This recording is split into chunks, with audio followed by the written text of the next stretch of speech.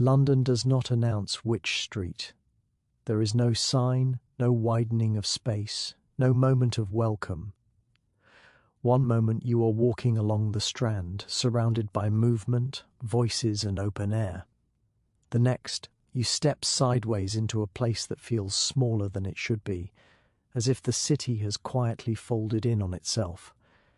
The buildings lean toward one another, not dramatically but with a tired closeness, like old men whispering secrets.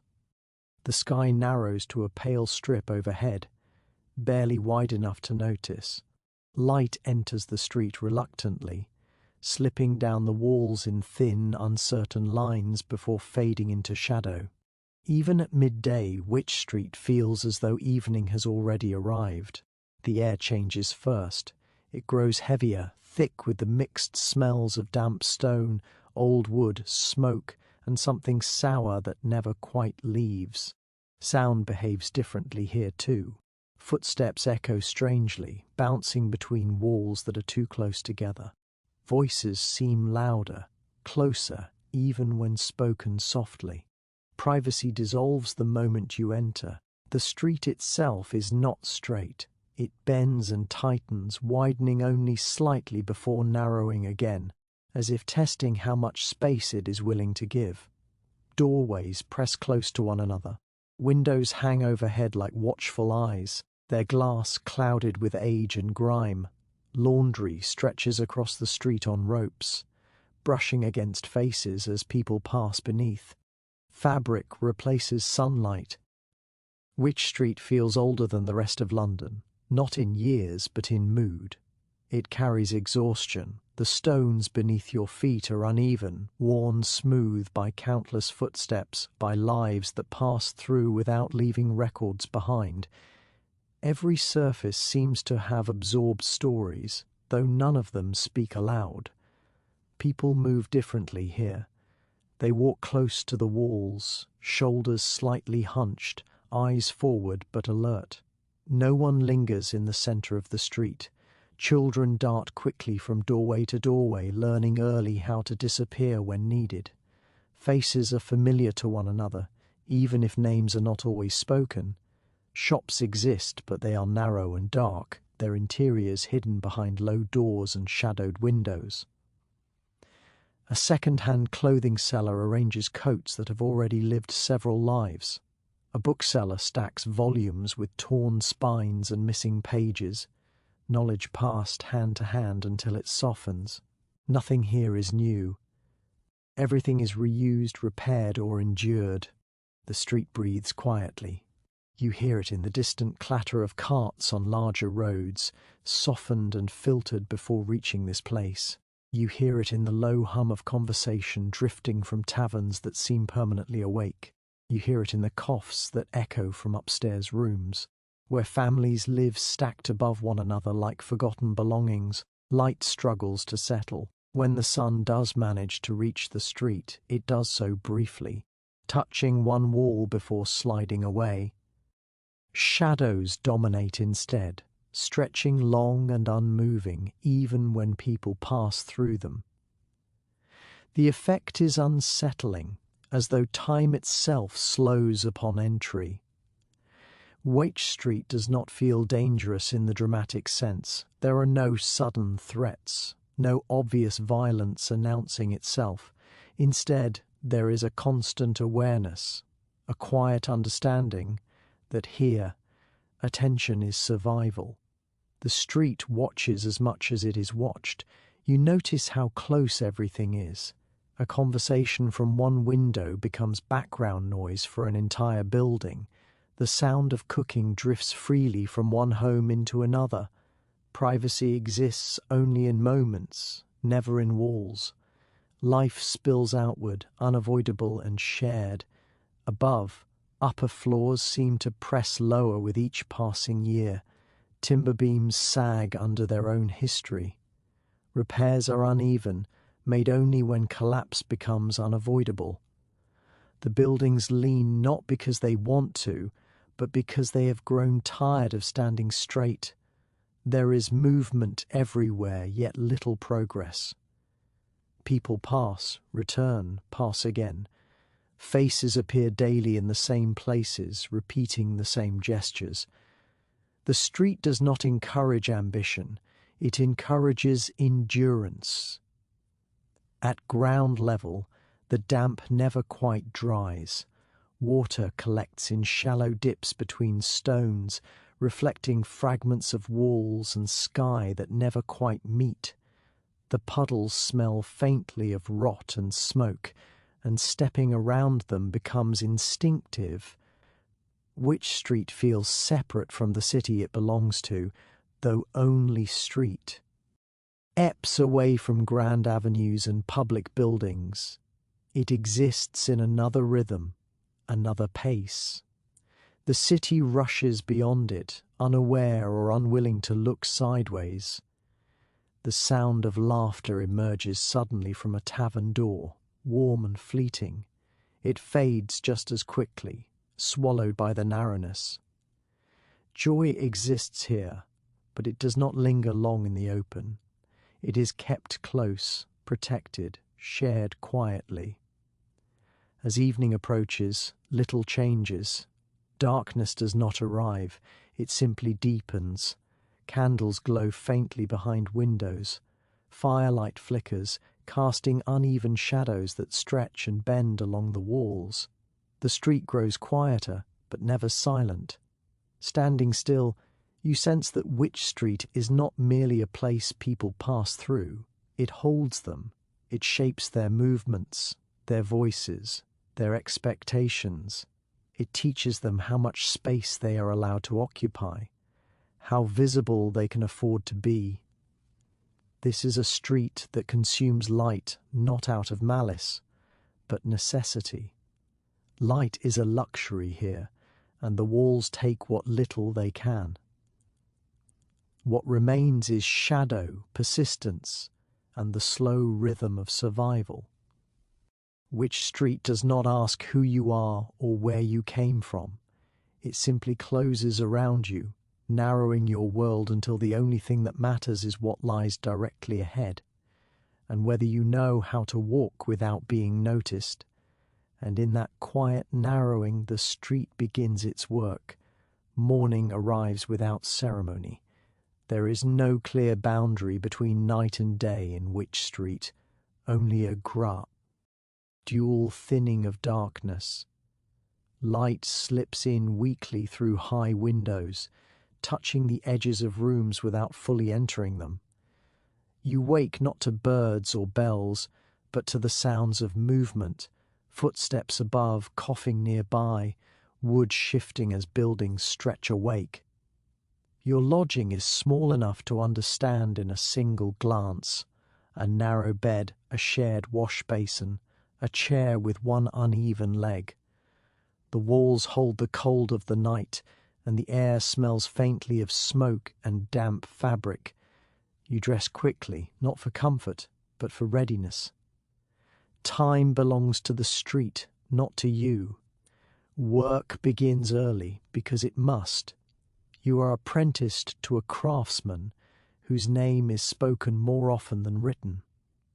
His workshop sits just off the street, low-ceilinged and dark, its doorway barely wider than your shoulders.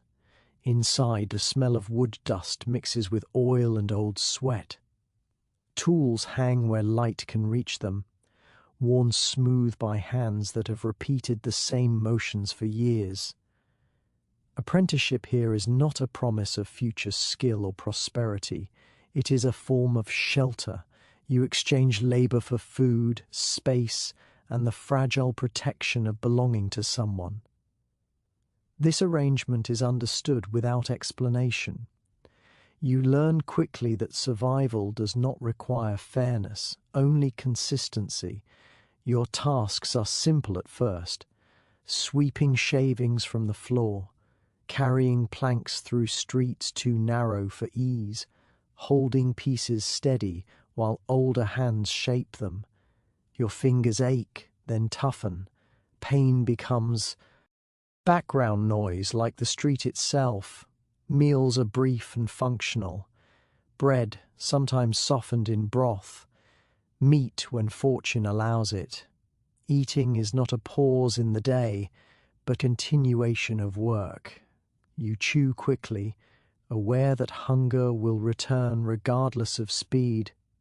The workshop teaches its own lessons. Silence matters. Questions are answered when useful, ignored when not. Mistakes are corrected with a look or a word, rarely more. You observe constantly because watching is safer than asking. Outside, Wych Street continues its restless breathing. Through the open doorway you see feet passing, skirts brushing stone, carts inching forward with careful precision. The street does not slow for learning. It assumes competence and punishes delay. You begin to notice how many apprentices there are, not just in this shop, but everywhere. Boys and girls carrying baskets, delivering messages, hauling water. Childhood here is brief, compressed by necessity. Strength arrives early or not at all. Illness is spoken of quietly. A cough that lingers. A fever that takes hold. Absence is noticed but rarely questioned. The street has learned not to dwell on loss. Another pair of hands will arrive soon enough. The days blend together. Work, movement, brief rest, sleep. The repetition dulls thought, which is a relief. Reflection is a luxury, and luxury draws attention. You learn to keep your focus narrow, like the street itself. At night, exhaustion settles into your bones. You return to your lodging by memory rather than sight, navigating shadows without conscious effort. The street feels different then, quieter, heavier, as if it is holding its breath. Voices drift from taverns, softened by walls and distance. Laughter sounds careful, as though it knows it does not fully belong. You wash when you can, with cold water and shared cloths. Cleanliness is relative. What matters is being presentable enough to work, healthy enough to continue. Anything beyond that feels unnecessary. Slowly you understand the unspoken contract of apprenticeship. You are not being trained for advancement. You are being trained to endure. Skill matters, but resilience matters more. The street respects those who last. Your master speaks little of his past. What matters is the present task, the next piece to be shaped, the order that must be finished before dusk. The future remains undefined, which is safer than false promise. You learn to read people through movement.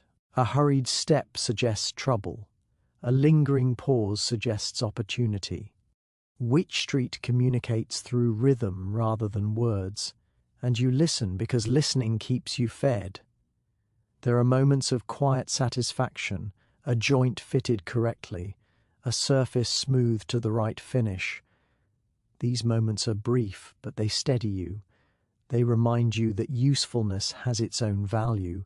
The workshop becomes familiar. Every creak in the floor, every stain on the bench.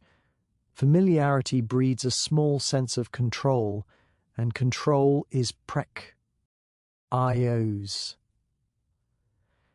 Outside forces remain unpredictable, but within these walls, you know where to stand. You notice how quickly you adapt, how the narrowness no longer feels oppressive but normal, how the lack of light no longer surprises you. The street reshapes expectations without asking permission. At times you catch your reflection in darkened glass or polished metal. Your face looks older than it should, more alert, less open. The change is subtle but unmistakable. Wych Street leaves its mark quietly. By the end of the day, fatigue becomes a physical weight. You lie down knowing tomorrow will repeat itself almost exactly, and in that repetition there is safety. Apprenticeship here is not about mastery, it is about staying, about proving, day after day, that you can occupy this narrow space without being pushed out. In Wych Street, survival is the skill you learn first, and perhaps the only one that truly matters. Wych Street does not display its rules. There are no notices, no warnings carved into stone. The rules are learned through observation, repetition, and quiet correction. They exist in the way people move, in the choices they make without discussion. To live here is to absorb these rules slowly, until they feel less like instructions and more like instinct. The first rule is about movement. You never walk at full pace unless there is a reason. Speed attracts attention, and attention carries questions. A steady, unremarkable pace allows you to blend into the flow of the street. Reet. You learn where to place your feet, how to avoid puddles without appearing cautious, how to pass others without brushing too closely. The street narrows suddenly in places, squeezing movement into single-file lines. Here, courtesy is quiet but firm. You step aside when needed, but never hesitate too long. Hesitation suggests weakness, and weakness invites interference. The balance is delicate, learned only through practice. The second rule concerns time. Certain hours belong to certain people. Morning is for workers and errands. Midday softens briefly, allowing space for exchange and conversation. Night belongs to those who thrive in shadow. You learn not to confuse these hours. Being present at the wrong time raises unspoken questions. There are shortcuts through Wych Street, passages barely wide enough for shoulders. These are not shared freely. You watch who uses them, when and how. Some lead to safety, others to confinement. The rule is simple: never follow unless invited, and never invite unless necessary. The third rule involves watching without staring. Curiosity must be controlled. You notice details without letting your eyes linger. Prolonged attention feels intrusive here. An intrusion rarely goes unanswered. You train your vision to be soft, your awareness wide but shallow. Doors carry meaning. An open door suggests business or welcome, but not always honesty. A closed door can mean absence, illness, or danger. You learn to read the space around a doorway ather than the door itself. Shoes outside mean a crowd within. Silence can be more concerning than noise. The street teaches caution through small reminders, a raised voice that quickly lowers, a figure that changes direction upon noticing you. These signals are subtle but consistent. Ignoring them feels like ignoring gravity. The fourth rule is about trust. Trust is narrow and conditional. It grows slowly, built through repetition rather than conversation. Favors are remembered, but so are missteps. You learn to keep promises small and manageable. Large commitments create vulnerability. There are individuals you avoid without knowing their names.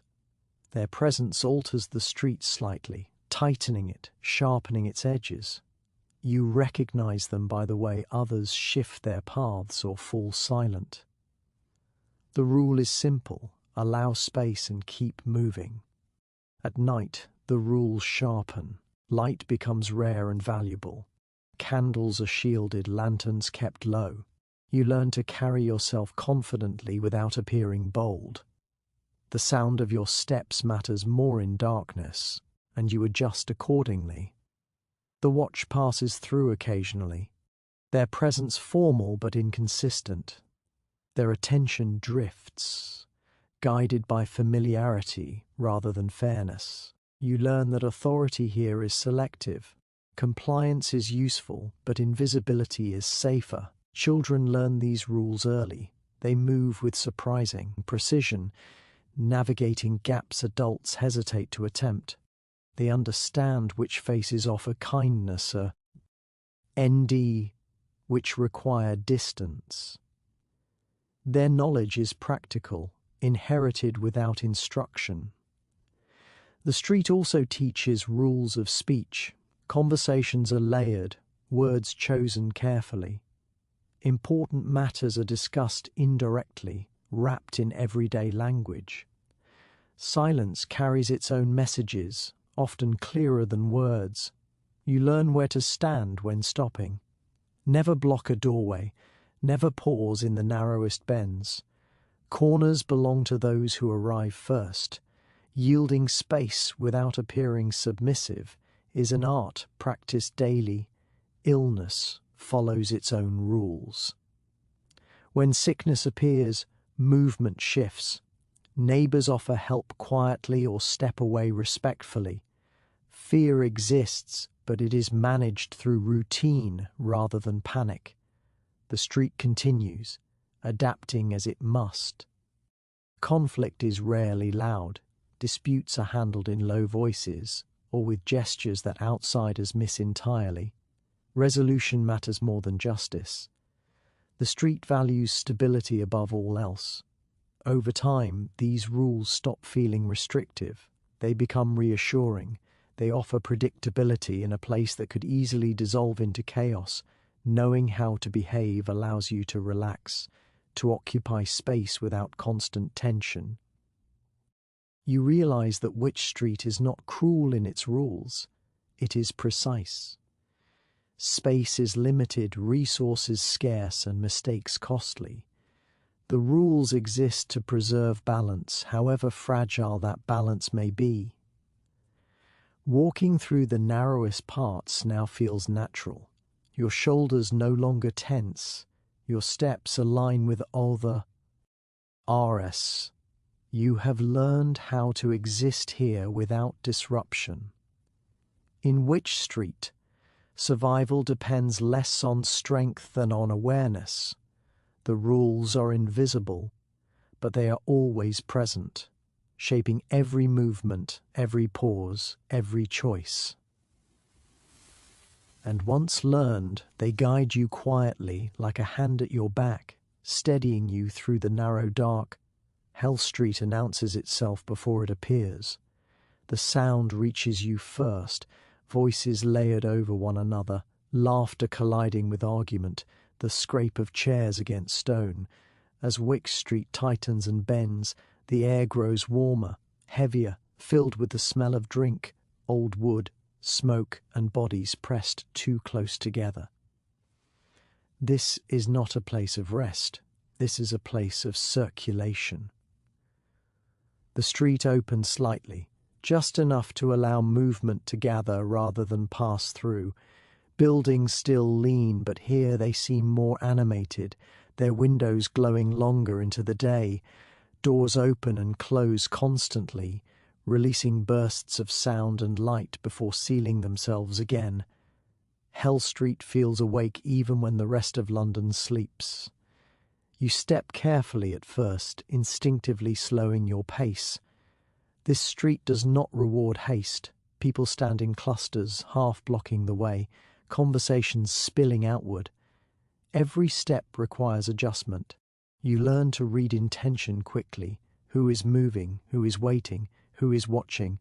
Taverns dominate the ground level, their names painted on worn signs that creak softly overhead.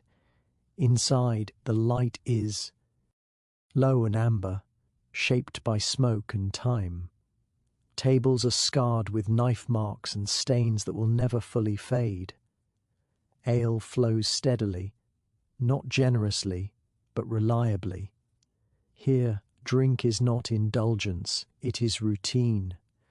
Performers drift in and out of these spaces, a singer resting their voice between verses, a fiddler adjusting strings with practiced fingers. Their presence adds rhythm to the street, a pulse that never fully stops. Music emerges, fades and returns, never demanding attention, only offering it. Hell Street is not chaotic in the way outsiders expect. There is structure beneath the noise. Regulars claim the same seats each day. Certain corners belong to certain voices. Arguments flare but rarely explode. Everyone understands the cost of disruption. Merchants work from narrow stalls and open doorways, selling small comforts, cheap food, worn clothing, pamphlets, ideas.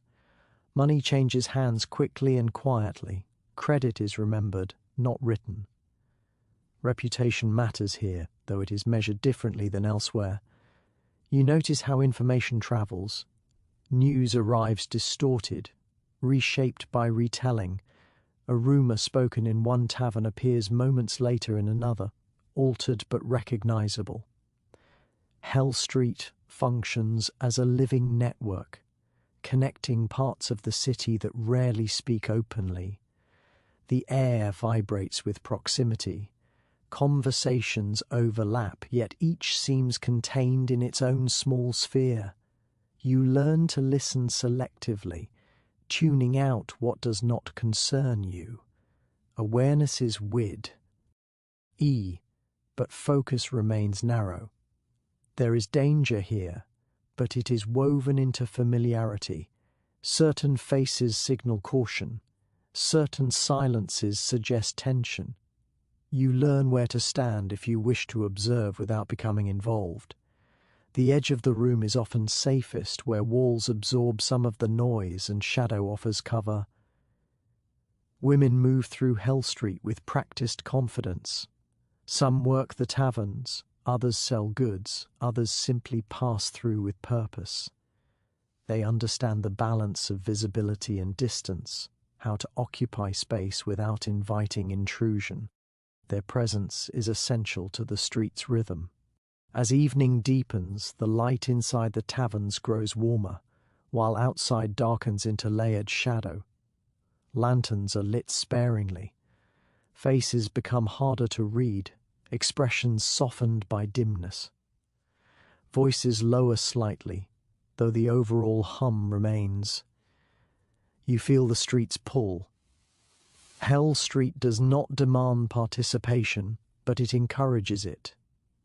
Standing still too long feels unnatural, as though you are interrupting circulation. You order a drink not out of thirst, but to justify your presence. The wooden cup warms your hands more than the liquid warms your body. Stories are told here, though rarely in full. Fragments surface, escapes, losses, near misses. Names are hinted at, not spoken clearly. Truth exists, but it is shared carefully, portioned out according to trust. The floor beneath your feet vibrates faintly with movement above. Rooms stacked upon rooms. Lives lay. Read in close quarters. Laughter from an upper window blends with music below, forming a soundscape that feels continuous, unbroken. Despite its name, Hell Street is not cruel by default. It is intense. It amplifies what people bring into it. Joy grows louder, anger sharpens, loneliness becomes more noticeable. The street reflects its inhabitants back to themselves. You begin to recognize patterns. Which tavern quiets earlier? Which stays alive until dawn? Which corner clears suddenly when certain figures appear? This knowledge accumulates slowly, like muscle memory. There is comfort here, hidden beneath noise. Familiar faces nod in passing. A shared glance acknowledges mutual understanding. Hell Street offers belonging, but on its own terms. It accepts those who learn its pace. Late into the night, the street softens. The loudest voices drift away. Chairs are stacked. Doors close partway. What remains is a low murmur, steady and enduring. The beating heart slows but does not stop. Standing at the edge of Hell Street, you feel its influence extend beyond its boundaries. Decisions made here ripple outward. Friendships begin here. Troubles deepen here. It is a place where the street's inner life reveals itself most clearly. Hell Street is not merely a destination. It is circulation, exchange and memory. It holds the energy that keeps the narrow world around it alive. and as you step back into the tighter shadows beyond, that pulse follows you, steady and persistent, echoing Soph. Tly through the dark. The taverns of Wych Street do not open and close in any clear rhythm. They exist in a state of near constant wakefulness, shifting rather than ending.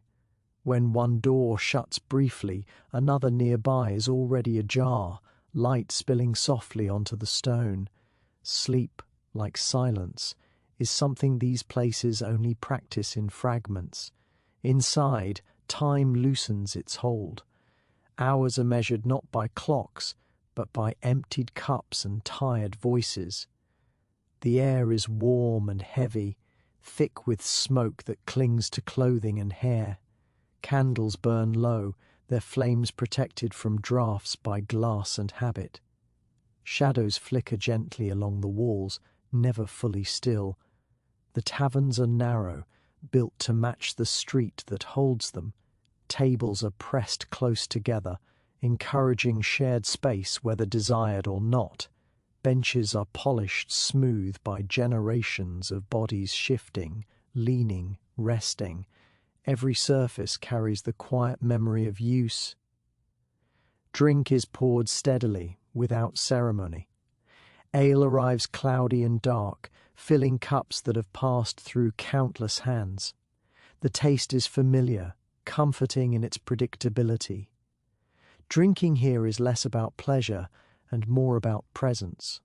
Holding a cup gives you purpose, a reason to sit, to belong. Voices layer gently. Conversations overlap without competing. One table murmurs about work, another about rumour, another about nothing at all. Laughter rises, softens and fades. Arguments appear briefly, then dissolve, redirected by a look or a word. Oaken low. Music drifts in and out of the space. A fiddle begins quietly in one corner, pauses, then resumes elsewhere. A singer hums more than performs, offering melody as background rather than demand. These sounds do not interrupt conversation, they cradle it. The tavern keepers move with practiced efficiency. They know where to step without asking, when to listen, and when to turn away. Their presence anchors the room. They see everything and comment on little. Their authority is calm and unquestioned. You notice how people arrive alone and leave accompanied, or arrive accompanied and leave alone. The tavern absorbs these transitions without remark. It is a place where solitude and company coexist easily, neither needing explanation. At any hour someone is awake, a labourer resting between shifts, a messenger waiting for morning, a figure with nowhere else to go. The tavern offers warmth and light without questions. Payment is expected, but patience is generous. Stories circulate softly. Not grand tales, but fragments. Details of a job finished, a street avoided, a face not seen in days. These fragments carry more meaning than full accounts. Everyone understands the gaps without needing them filled. The walls seem to listen. They have absorbed so many voices that new ones settle easily among them. The low ceiling traps warmth and sound, creating a sense of enclosure that feels protective rather than confining. As night deepens, the tavern does not empty. It thins. Some voices fade, others replace them. Chairs scrape softly. A table is wiped down and immediately claimed again. The rhythm continues uninterrupted. You learn where to sit without drawing attention, near the wall where shadows soften faces, near the hearth where warmth excuses lingering. Position matters, and over time you choose instinctively. Women work here with quiet authority, serving, listening, deflecting unwanted attention with practiced ease. Their presence shapes the room, setting boundaries without force. Respect is maintained through familiarity rather than fear. There are moments of stillness, a lull where conversation dips and only the crackle of fire remains. These moments feel suspended, fragile. No one rushes to fill them. Silence is allowed, briefly. Outside, the street shifts, but inside, the tavern holds steady. It becomes a refuge from narrowness, a place where the walls feel less pressing. Light pools warmly, making the world seem momentarily larger. Fatigue settles into bodies gradually. Heads lower, shoulders relax. Yet few leave entirely. Sleep arrives in chairs against walls in quiet corners. The tavern accommodates this without judgment. You realize that these spaces serve a deeper purpose. They are not simply places to drink, but places to remain human in a street that demands constant vigilance. Here, alertness softens. Faces relax. Breath slows. The taverns carry memory. Regulars are noticed when absent. Their return is acknowledged with a nod, not a question. This quiet recognition matters more than spoken concern. As candles burn lower, they are replaced without ceremony. Light is maintained. Darkness is kept at bay, not completely, but enough. The tavern refuses full night. You sit longer than intended, not because you are entertained, but because leaving feels unnecessary. The warmth, the murmur, the shared presence form a gentle barrier against the outside. Eventually, you rise. The bench releases you reluctantly. The door opens, and the cooler air of the street presses in. Behind you, the tavern continues, unchanged by your departure. These taverns never truly sleep. They rest in shifts, breathe in cycles, remain ready. In a street that rarely pauses, they offer continuity, a place where light persists, voices endure, and the night is held at a manageable distance. The rhythm of Wick Street is not announced. It reveals itself slowly, through repetition and quiet adjustment. At first, the street feels unpredictable, its sounds and movements overlapping without pattern. Over time, order emerges, not structured but familiar, like a heartbeat learned by listening rather than counting. Morning begins before light fully arrives. You hear it in the scrape of shutters, the soft thud of doors opening, the shuffle of feet preparing for work. The street stirs inwardly before it shows any sign of life. Those who rise early move with purpose, keeping close to walls, their routines practiced and efficient. Vendors appear in row spaces, arranging goods quickly before the street grows crowded. Baskets are set down, boards laid across barrels, transactions completed in murmurs. Nothing lingers longer than necessary. Space is borrowed, not owned. By mid-morning, the rhythm settles. Apprentices run errands. Workers pass through, tools slung over shoulders. Children weave between legs with effortless precision. The street hums, not loudly but persistently. This is its most balanced hour, when movement feels natural rather than strained. You learn when to pause and when to move. Standing still in the wrong moment interrupts flow, drawing glances. Moving too quickly disrupts the quiet agreement everyone shares. The street rewards those who match its pace. Sound becomes a guide. A rise in voices signals gathering. A sudden hush suggests attention shifting elsewhere.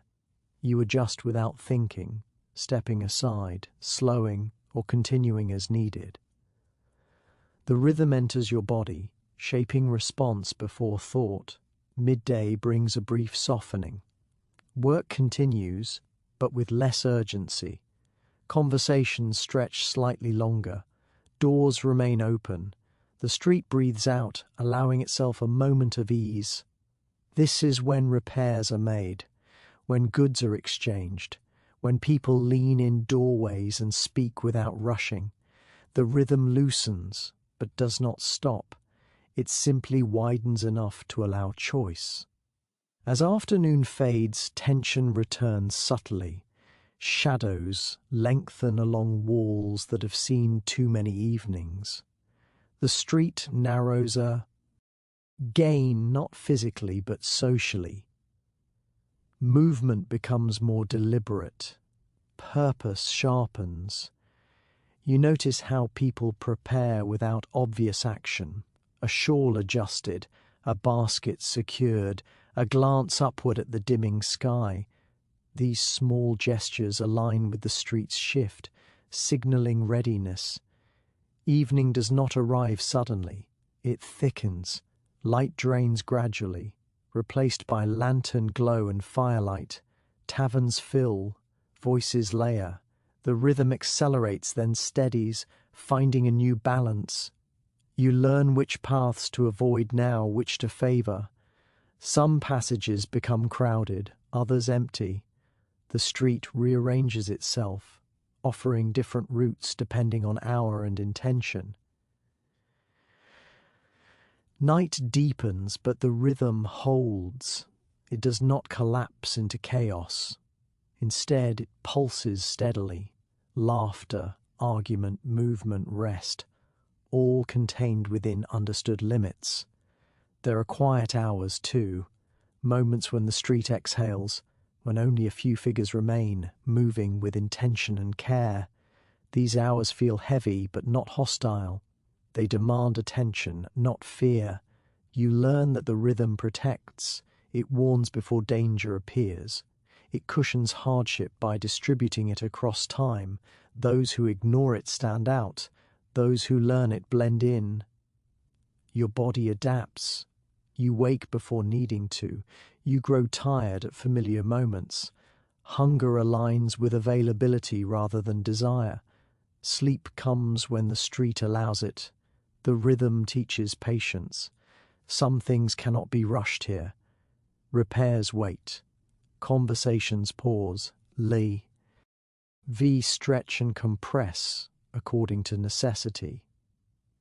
You begin to recognize individuals by their place in the rhythm. The baker who appears at the same hour. The messenger who passes just before dusk.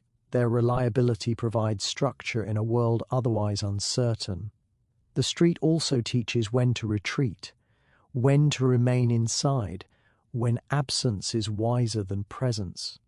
These lessons are learned quietly, often through watching others succeed or fail. Over time, the rhythm feels less external. It settles into you. Your steps align naturally. Your pauses feel appropriate. You no longer need to watch constantly, you sense.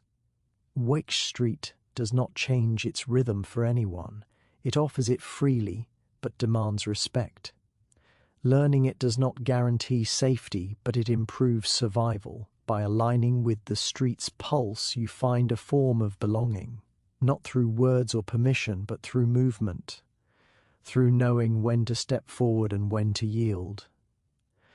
The rhythm of the slum is not kind, but it is consistent, and in a place defined by narrowness and pressure, consistency becomes a quiet form of comfort, carrying you through each day with steady, unspoken guidance. Crime in Wych Street rarely announces itself. It does not arrive with shouting or sudden violence. It moves quietly, blending into the narrowness, slipping between moments of inattention. Here, wrongdoing survives not through force, but through familiarity and patience. You first notice it in small absences, a coin missing from a pocket, a tool not where it was left. These losses are discovered slowly, often hours later, when blame feels uncertain and pursuit pointless.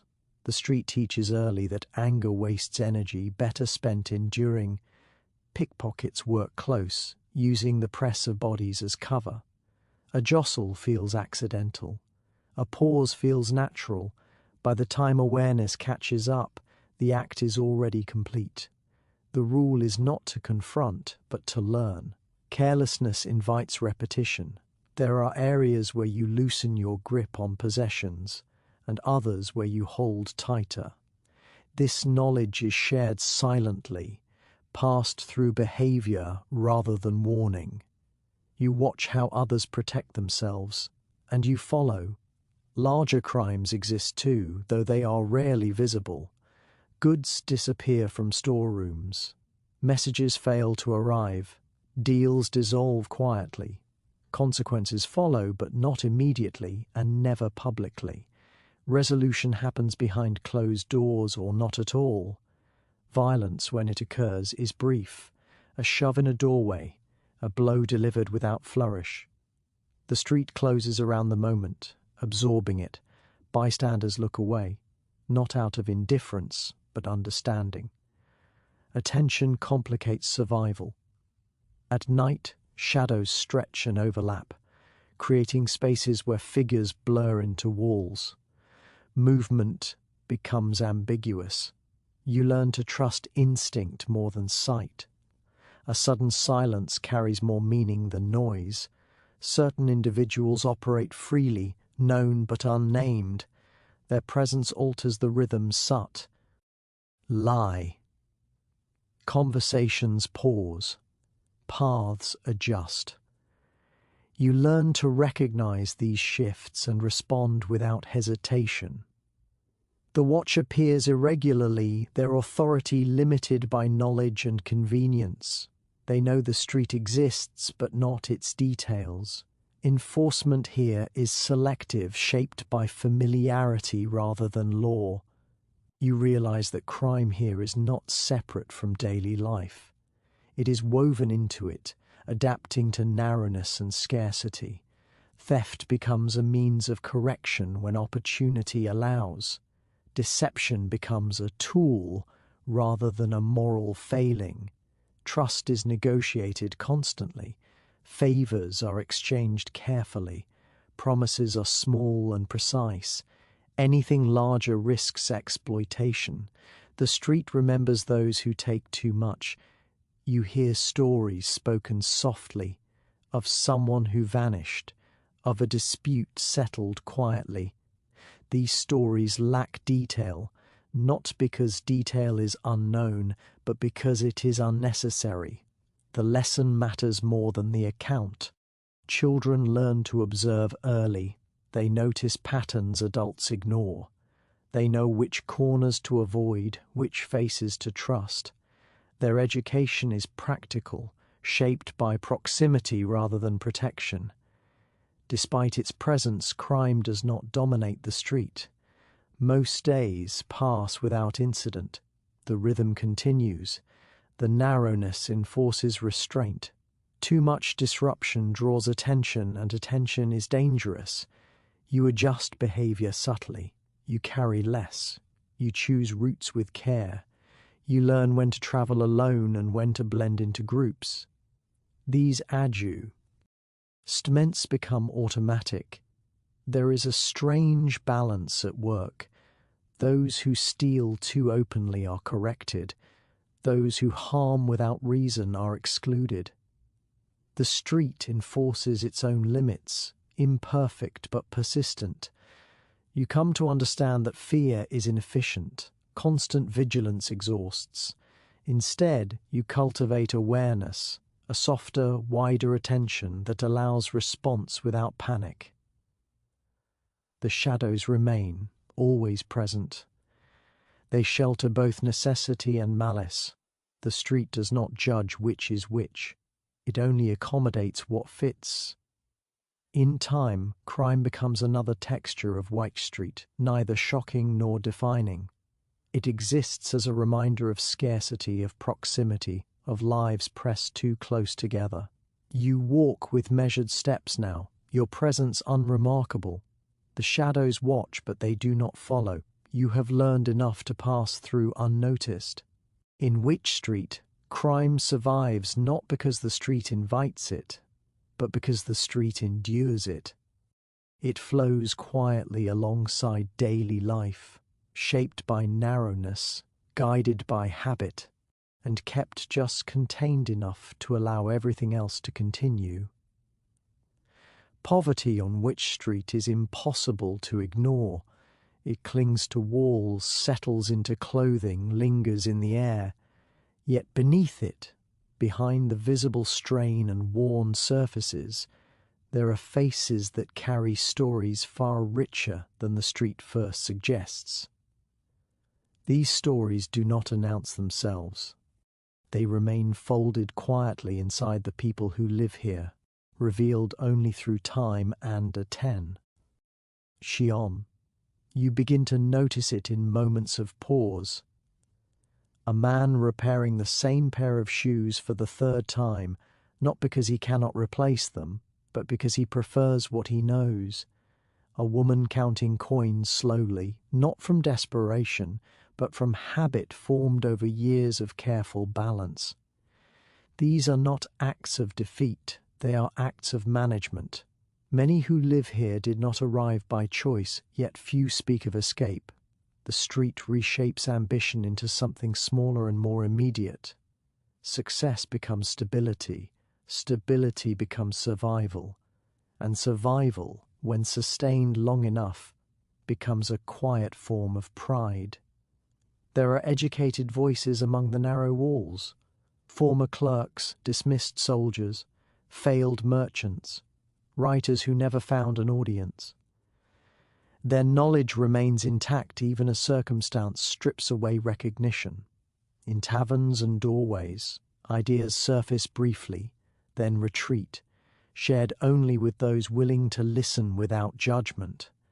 You meet people who read by candlelight long after their work is done, books borrowed, traded, sometimes missing pages.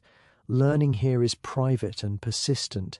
It exists not to impress, but to remember who one once was, or who one still hopes to be. Art survives quietly as well, a tune hummed while sweeping, a careful carving added to an ordinary object. Creativity adapts to limitation, finding space wherever it can. Beauty here is functional, subtle, and often overlooked. The street contains families who have lived nowhere else. Their memories are anchored to doorways and corners rather than milestones. They speak of time not in years, but in changes, when a shop closed, when a roof was repaired, when someone stopped appearing. You realize that poverty here does not erase individuality, it compresses it. People become known by small details, a distinctive laugh, a reliable kindness, a habit of helping without being asked. Reputation travels quickly in narrow places.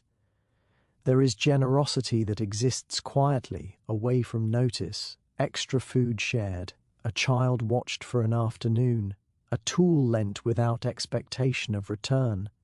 These acts are not announced, they are simply done, part of an unspoken exchange that keeps the street functioning. You learn that many residents carry layered identities. Someone who appears merely tired may once have commanded respect elsewhere. Someone dismissed as unimportant may hold knowledge others rely upon. The street strips away titles but not substance. Conversations here often circle rather than advance directly. People speak around subjects, allowing meaning to emerge gently. This indirectness is not evasive, it is protective. Words carry weight, and caution preserves relationships. You notice how people remember one another. Absence is noted quietly, a name spoken less often, a doorway that stays closed longer than usual. Memory here is collective, shared across glances and pauses rather than formal acknowledgement. Children absorb these stories without being told. They grow up, rounded by lived experience, learning resilience through observation. They understand early that worth is not measured by comfort, but by reliability. The street also holds disappointment, dreams that narrowed alongside the buildings, paths that ended abruptly. Yet even these are carried with restraint. Regret is not displayed openly. It settles inward, shaping decisions rather than expressions. There is dignity in how people endure. Clothing is mended carefully. Spaces are kept orderly where possible. Small rituals provide structure, cleaning at certain hours, sharing meals in specific ways. These routines preserve self-respect. You realize that outsiders often mistake silence for emptiness. But silence here is full. It contains thought, memory, calculation. Words are used sparingly because listening is more valuable. As you spend more time among these people, poverty becomes less defining. You see individuals rather than circumstances. You notice humor, patience, stubbornness, warmth. These qualities persist regardless of material condition.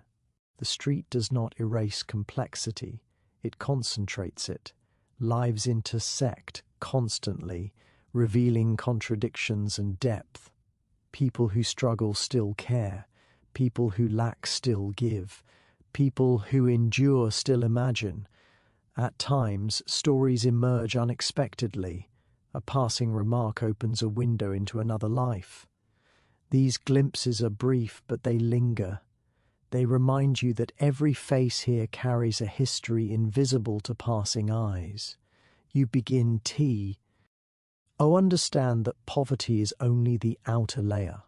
Beneath it lies experience, identity, and quiet strength. The street holds these stories close, offering them only to those who remain long enough to notice. Wych Street does not ask for sympathy. It does not perform suffering. It simply exists, carrying its people and their hidden narratives through each day. And as you listen, without urgency or expectation, those stories reveal themselves gently, reshaping how you see the narrow world around you. Winter arrives slowly on Wych Street, as if testing its inhabitants before settling fully. The cold creeps along the stone walls, curling around corners, sneaking beneath doors. Early mornings are shrouded in mist that drifts low, curling around the narrow alleys, making the familiar world seem unfamiliar. Even the lamplight seems hesitant, flickering against the damp fog, casting long shadows that stretch like fingers across the cobblestones.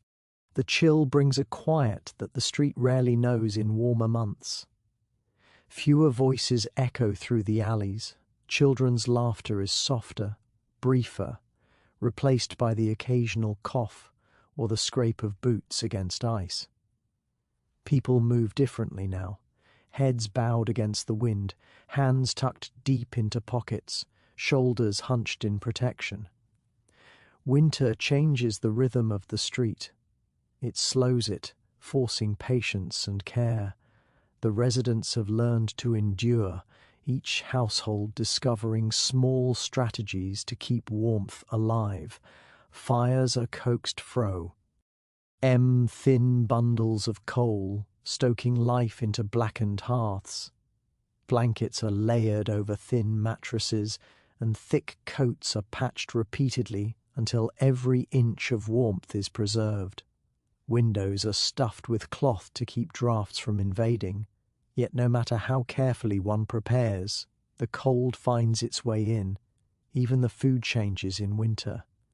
Fresh vegetables are scarce, replaced by root crops and preserved items. Meals are often modest but shared, as the act of eating together becomes both sustenance and comfort. The aroma of stews simmering over open flames drifts through the alleys, mixing with the damp scent of frozen stone and smoke from the chimneys. These scents, though muted, carry a quiet promise of survival. Children, though less boisterous, are still present. They dart from doorway to doorway, their cheeks red and fingers numb, clutching scraps of warmth or a small bundle of toys salvaged from the year.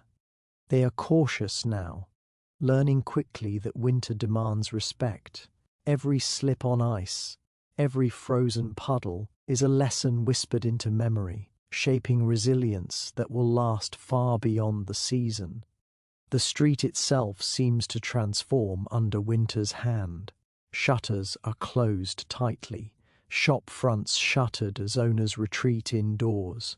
The once lively taverns and stalls exhale smoke and warmth behind their doors, offering refuge to those who can afford entry, while the pavement outside glistens with frost.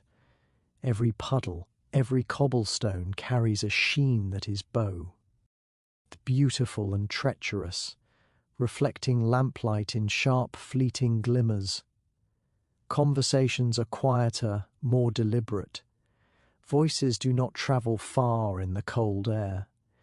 Gestures become important, huddles for shared warmth, nods to acknowledge presence. A familiar glance across the street now carries weight, signalling concern, recognition, or an unspoken greeting. In this season, survival relies on community as much as on individual effort. Yet winter brings its own forms of beauty. Icicles hang like delicate glass from the eaves of rooftops, and frost patterns stretch across windows, intricate and fleeting. The fog softens the harsh lines of buildings, lending the narrow streets an ethereal quality, as though the world has been muted and transformed. For those who pause to notice, there is a quiet magic here, a subtle artistry in the interplay of light, shadow, and ice. Despite hardship, moments of laughter persist. Children play cautiously in snow-dusted corners, their breath visible in small clouds. A story is shared in hushed tones by the fire, a song hums through a doorway, and occasionally a neighbour passes a small bundle of warmth or food to someone in need.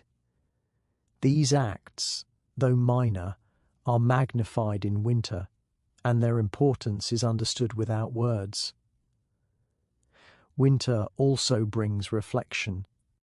Residents sit longer by hearths, thinking of the months past and the months to come. The season's severity sharpens awareness of vulnerability and endurance. It magnifies the quiet strength, that sustain the community, the patience, the resourcefulness, the subtle acts of care that make survival possible. At night, Wych Street becomes almost still. Snow, when it falls, blankets the cobbles in silence. Footsteps crunch in measured rhythms, and the faint glow of lamplight creates pockets of warmth against the dark. Doors creak as people settle in, fires crackle, and the street exhales the day's labour and vigilance. Here, in the cold, life slows, yet it continues persistent and undeterred. Winter on Wych Street is not merely a season, it is a test and a teacher, shaping the street and its people in quiet, subtle ways.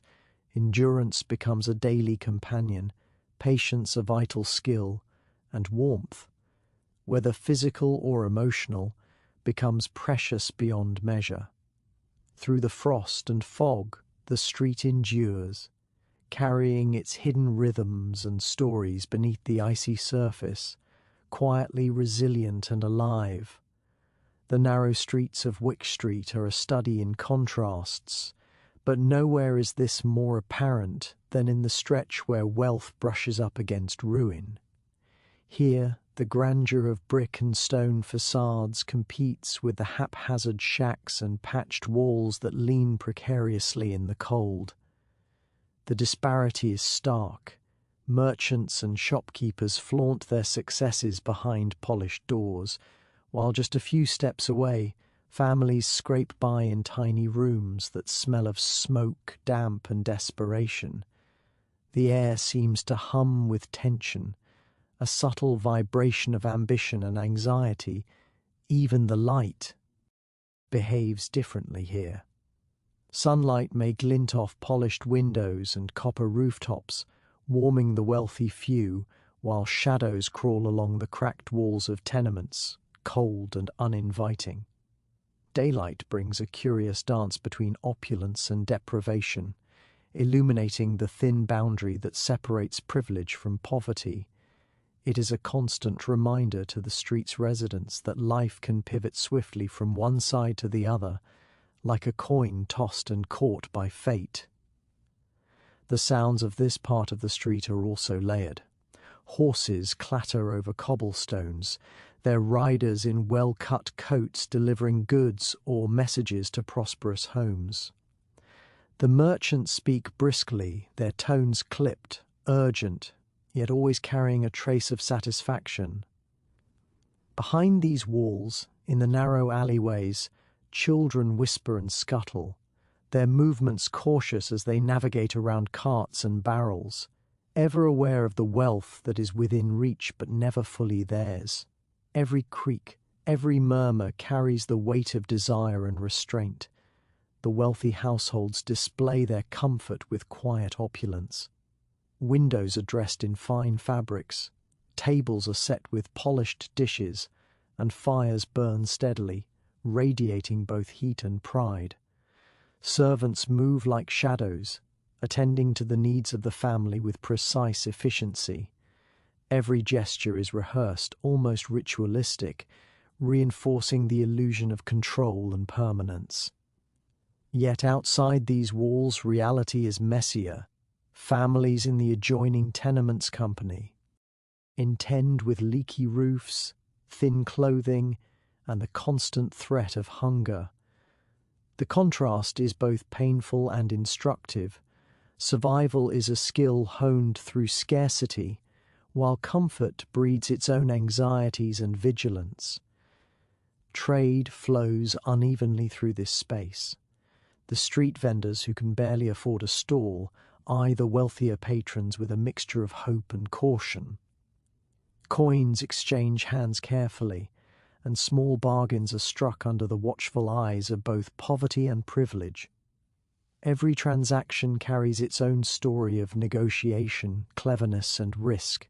Even the slightest misstep could plunge a struggling family into ruin, while a single fortunate deal could edge them toward a life they had only glimpsed from afar.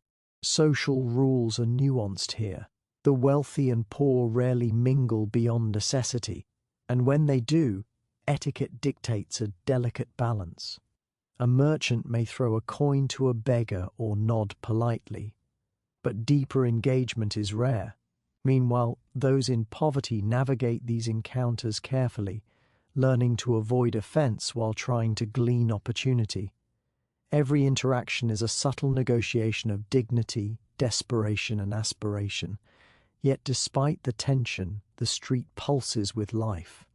In the narrow alleys and behind shuttered doors, people maintain their routines, their small joys, and their quiet rebellions. Children play, often crafting toys from scraps found in gutters. Women exchange gossip and remedies, sharing knowledge like hidden currency. Men and women alike carve out moments of rest, music, and laughter whenever they can. These acts are the invisible threads that weave the street together, binding its extremes in a fragile, enduring tapestry.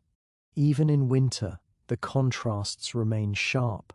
Smoke rises from both rich and poor hearths, curling together in the cold air.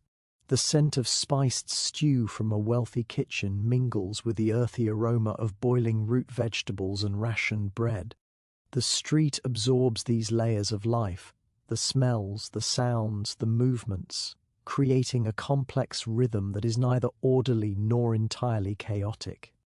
It is a rhythm that teaches survival, patience, and resilience, and it is as constant as the slow ticking of the day. Here, between wealth and ruin, ambition simmers quietly. The poor dream of the comfort glimpsed through high windows, while the wealthy fear the instability that lurks just beyond their doors. The street itself seems aware of this fragile equilibrium, leaning and stretching, vibrating gently with the unspoken tension of lives teetering on the edge of fortune and disaster. At night, when lamplight spills over the cobblestones, the disparity becomes almost theatrical. Golden glows from grand windows contrast sharply with the dim, flickering light of a single candle behind a tenement curtain. Shadows grow long and heavy, emphasizing walls, fences, and gaps that separate comfort from want. In these moments, the street seems to hold its breath, as if conscious that life's balance could shift with a single misstep, a missed payment, or a sudden wind of misfortune.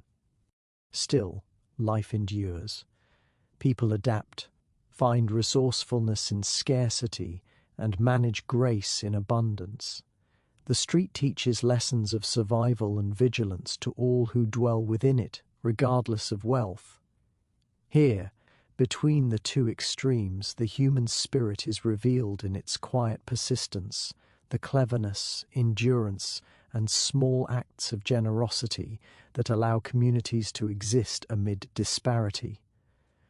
Every moment on this street is a negotiation with circumstance, a testament to the strength and fragility of life, carefully balanced between wealth and ruin. Every step along Wych Street carries echoes of lives that have passed, lives that continue to ripple quietly through the cracks in the cobblestones, the walks, the narrow lanes and alleys threading between tenements, shops and taverns hold stories that no official records capture. Here, history is etched in footprints worn into stone, in scuff marks along door frames, in the faint impressions of long-gone carts that once clattered down the street. To the casual observer, the lanes might appear empty or neglected, but to those who know how to read them, they are alive with memory. Children tread lightly along these paths, their tiny boots brushing against the uneven stone, unaware that each step connects them to generations before them. Every crack in the paving seems to tell a tale, a merchant fleeing creditors, a thief slipping through shadows, a mother hurrying home with a basket of bread for hungry mouths.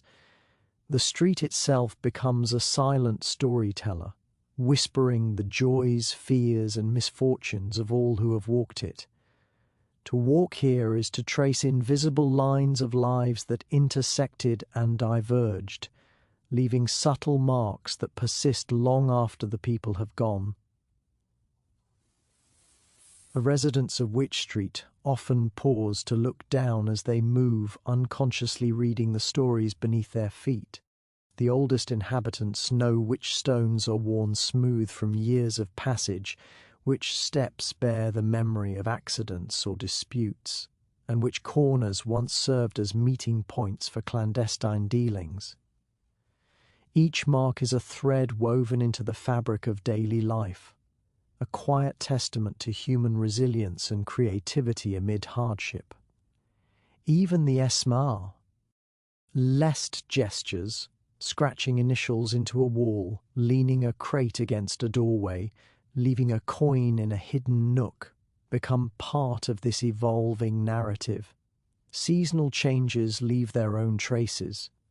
Rain softens the dirt and mud that gathers in cracks, carrying impressions of footprints that may fade by morning, while snow preserves the steps of passers-by for a brief, delicate moment. These fleeting imprints are like the stories themselves, temporary, fragile, yet deeply meaningful.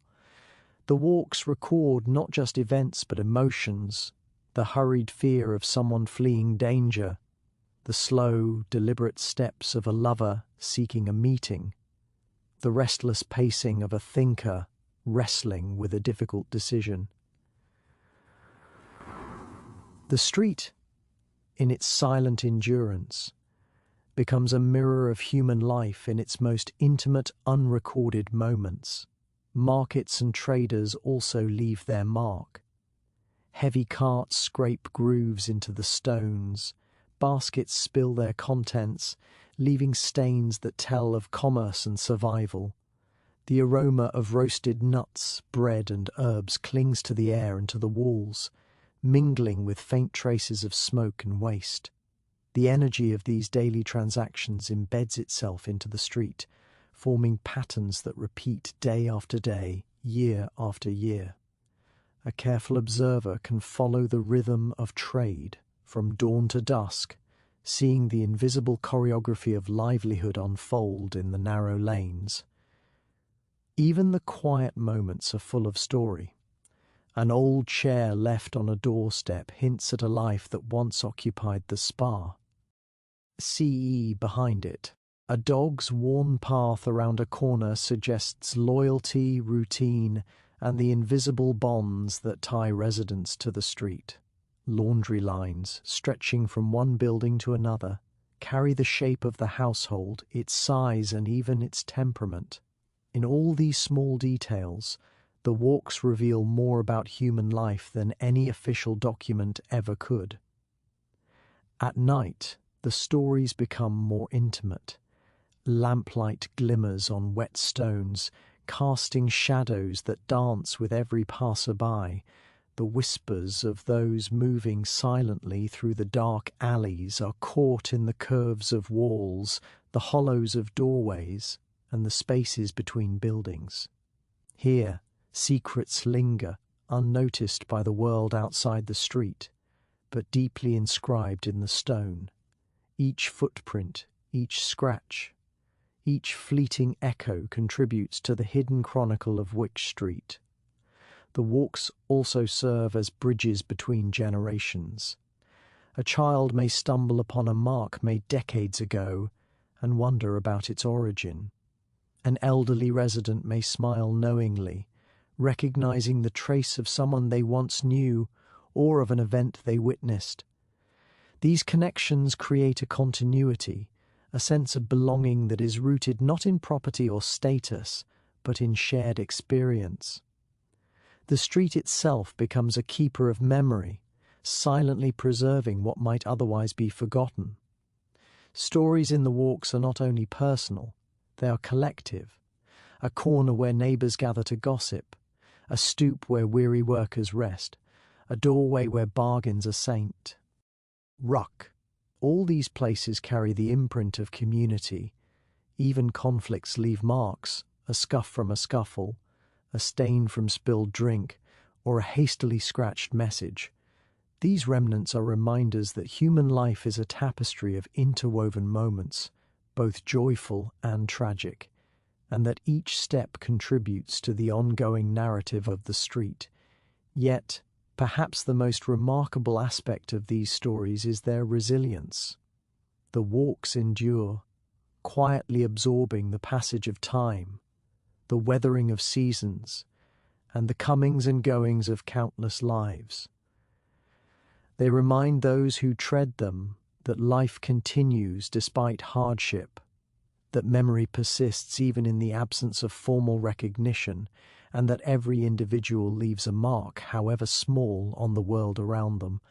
To walk Wych Street is, in this sense, to listen. One must pay attention to the stones beneath the feet, the walls that lean in, the quiet corners and hidden alleys. The street speaks softly but insistently, revealing tales of labour and love, loss and laughter, risk and reward. Every footstep is both a continuation and a creation of these stories, a momentary pause in the infinite flow of human experience. In the walks, the street carries the weight of generations, quietly testifying to the lives that have shaped it and the lives that will continue to write themselves upon it. Curiosity is a quiet, persistent force, a spark that drives the young and the restless to peer beyond fences, over rooftops and into spaces where the world insists they should not go. On the streets of the city, curiosity is both a guide and a warning. It can illuminate unseen corners, uncover secrets hidden behind shuttered windows, and reveal the rhythms of life that the casual passerby would never notice. Yet, it comes with a cost, one that often appears gradually, like a shadow stretching across a room in the fading light. Children are the first to encounter its price. Their small hands and quick feet draw them into alleys that twist like mazes, where the air is thick with smoke, dust, and the faint tang of danger. A peek through a window may reveal a world of riches or cruelty. A whispered conversation overheard may offer the thrill of forbidden knowledge. But every glance carries risk. The eyes that wander too freely might attract unwanted attention. The steps taken too boldly may encounter anger or violence. Curiosity demands courage, and courage often requires payment in bruised knees, harsh words, or lessons learned in tears. Yet curiosity is irresistible. It pushes the bold to explore, to question, to imagine life beyond the confines of their narrow streets. It fuels the stories children tell each other at night, whispering of hidden gardens, secret doors, and treasures tucked away in plain sight. Even adults cannot escape it. A merchant's assistant might linger too long in a neighbour's shop. A laundress might observe clandestine meetings in the courtyard, and a labourer might follow a stranger down a twisting lane drawn by the unknown. In every case, curiosity is a path both thrilling and perilous, promising discovery while quietly threatening consequence. The price is often subtle at first. A glance noticed, a step misjudged, a question asked too loudly. These are small debts paid to the world in exchange for knowledge. The city watches those who pry too deeply, recording their movements in ways that few understand. Windows slammed shut, doors barred, whispers carried along the wind, all are reminders that the curiosity of one may provoke the vigilance of many. Some debts are immediate, a warning from a resident, a confrontation with a stranger, the fleeting fear of being caught. Others linger, taking the form of suspicion, lost trust, or the quiet isolation that comes when one's curiosity is seen as intrusion. But curiosity is not solely a source of risk. It is the means by which the street itself becomes known and understood. Those who dare to look, to ask, to move with attention, learn the hidden rhythms of the lanes, the secrets of commerce, the patterns of human behaviour. They observe which alleys lead to safety, which doors conceal opportunity, which corners invite danger. Knowledge gained through curiosity allows survival in an environment that is otherwise unyielding. The cost is real, yet the reward can be equally profound. Curiosity also shapes relationships.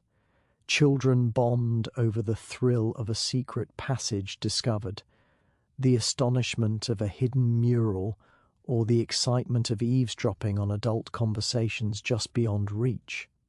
Adults who indulge their curiosity, carefully, often in disguise, learn the hidden alliances, rivalries, and debts that govern life in the street.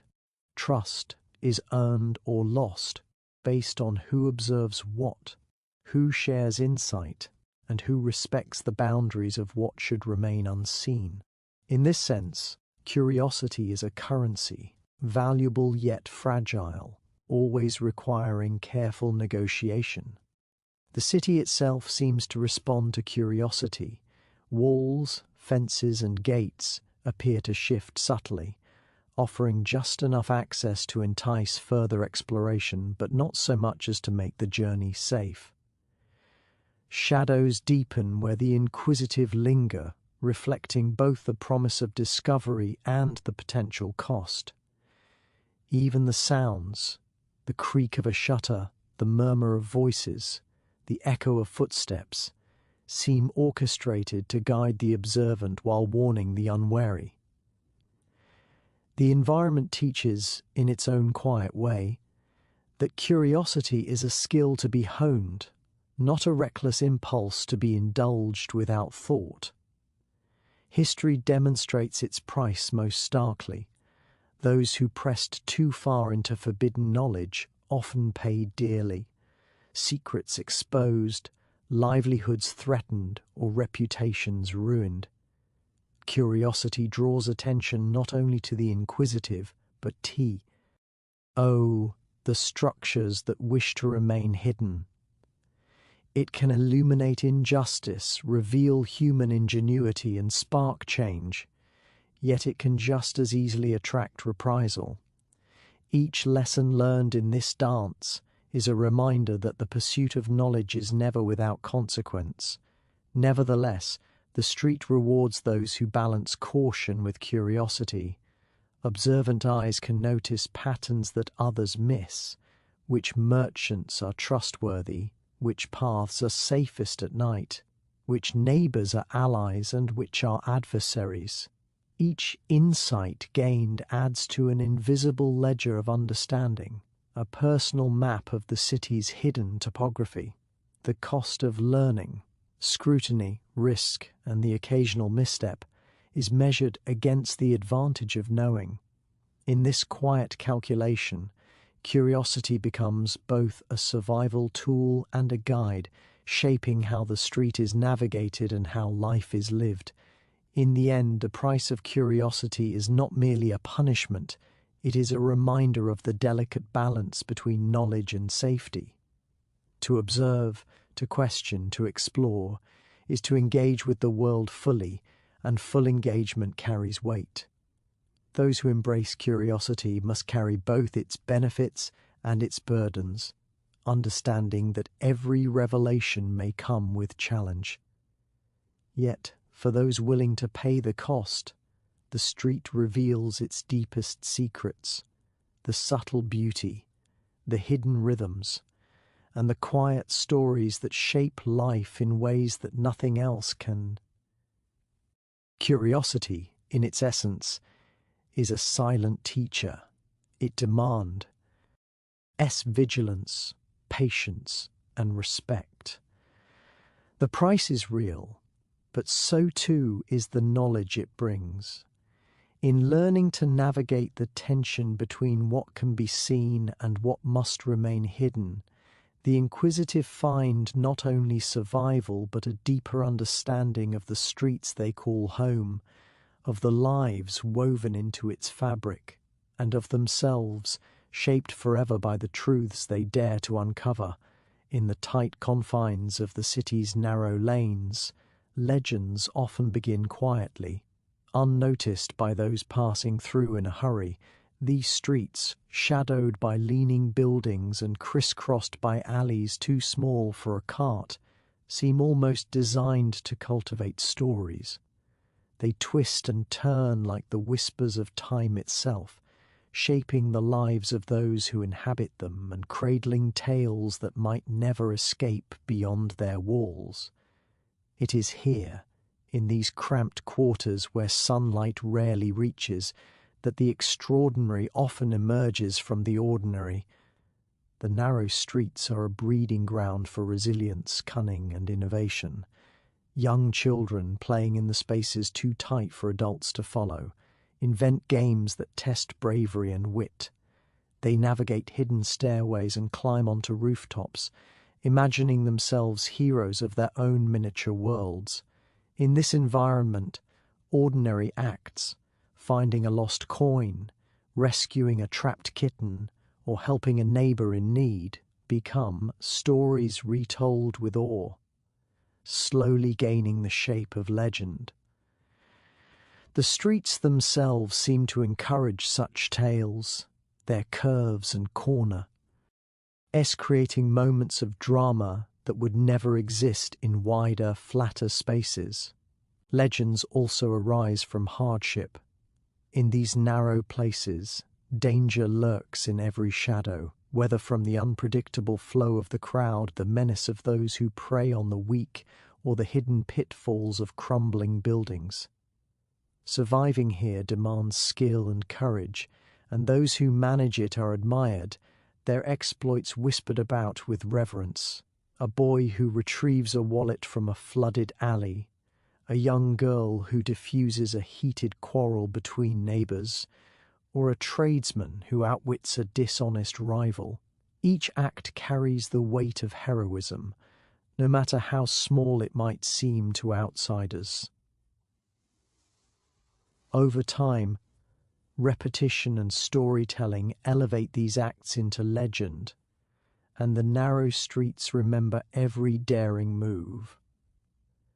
Community plays a vital role in this alchemy of legend. In these tight spaces, everyone sees and hears everything. Reputation is built as much on action as on perception, and tales travel quickly.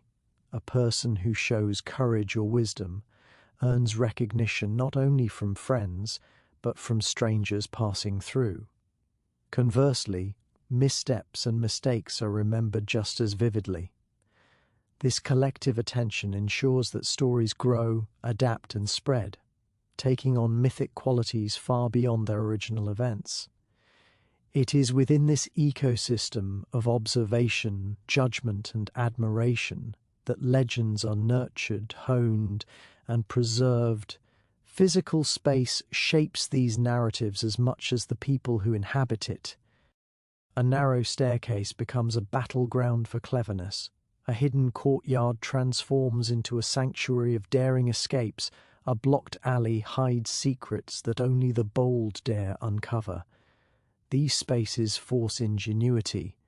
Movement must be precise, plans carefully considered, and timing exact.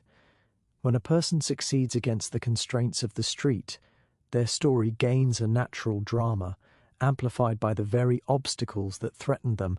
Every step taken in these cramped places carries the potential for legend. Oral tradition is key to the survival of these tales. Neighbours recount events around flickering candlelight or in the quiet of a crowded tavern, emphasizing the bravery, wit, or cunning of the actors. Exaggeration is common, but so is admiration for skill and perseverance. Children grow up hearing these accounts, learning lessons about courage, morality, and survival. They imitate, embellish, and eventually add their own deeds to the tapestry of legend. The narrow streets, in a sense, are classrooms, and the legends they produce are textbooks of human behaviour and ingenuity. Legends in these spaces are rarely solitary. They often involve collaboration, alliances, or rivalry. Two children might work together to outsmart an adult who enforces unfair rules. Neighbours may combine efforts to protect a vulnerable family from thieves. Rival gangs of boys might stage daring contests of agility and intelligence. Each interaction creates layers of story, intertwining lives and giving rise to a shared mythology of the street. These intertwined tales are powerful because they are grounded in real experience, yet elevated through storytelling into something timeless. Even those outside the narrow streets come to recognize their legendary residents. Merchants, travellers, and officials occasionally hear rumours of young inventors, courageous defenders, or clever negotiators who thrive in the confining lanes. These tales often inspire curiosity, envy, or admiration, further cementing the legend's place in the broader imagination.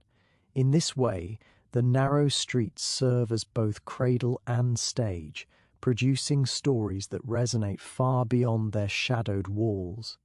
The city itself seems to participate in the creation of legend.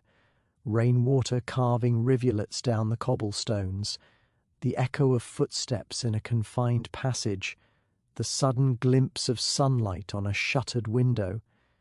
These details lend drama and significance to otherwise ordinary actions. Nature and environment, subtle yet constant, frame human deeds in ways that enhance their memorability. A daring rescue, a clever trick, or an act of kindness gains meaning not just through the deed itself, but through the narrow, challenging and intimate spaces in which it occurs. Legends born in these streets often endure because they are deeply human.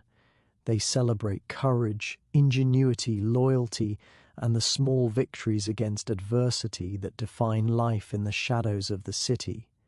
They are not the grand tales of kings or warriors, but the intimate stories of everyday survival, resilience, and cleverness. Their power lies in their relatability. Anyone walking the same alleys, climbing the same stairways, or peering around the same corners can imagine themselves in the story, participating in the drama, and perhaps adding their own chapter. Ultimately, narrow places are more than simple corridors or cramped lanes. They are crucibles of memory, action, and imagination. In their confinement, life becomes concentrated, forcing choices, creating tension, and magnifying consequence. Within these limits, ordinary people perform extraordinary acts. Small gestures become heroic, and survival transforms into legend. And so, in the twisting, shadowed arteries of the city, stories are born, legends that echo in the whispers of neighbours, in the laughter of children, and in the quiet corners where sunlight rarely reaches. In these narrow places, life may be constrained, but the human spirit finds its freedom. Legend arises not from space itself, but from the courage, wit, and curiosity of those who inhabit it. Each tale is a testament to resilience, each story a reminder that greatness can emerge anywhere, even where the walls press close and the world feels impossibly small.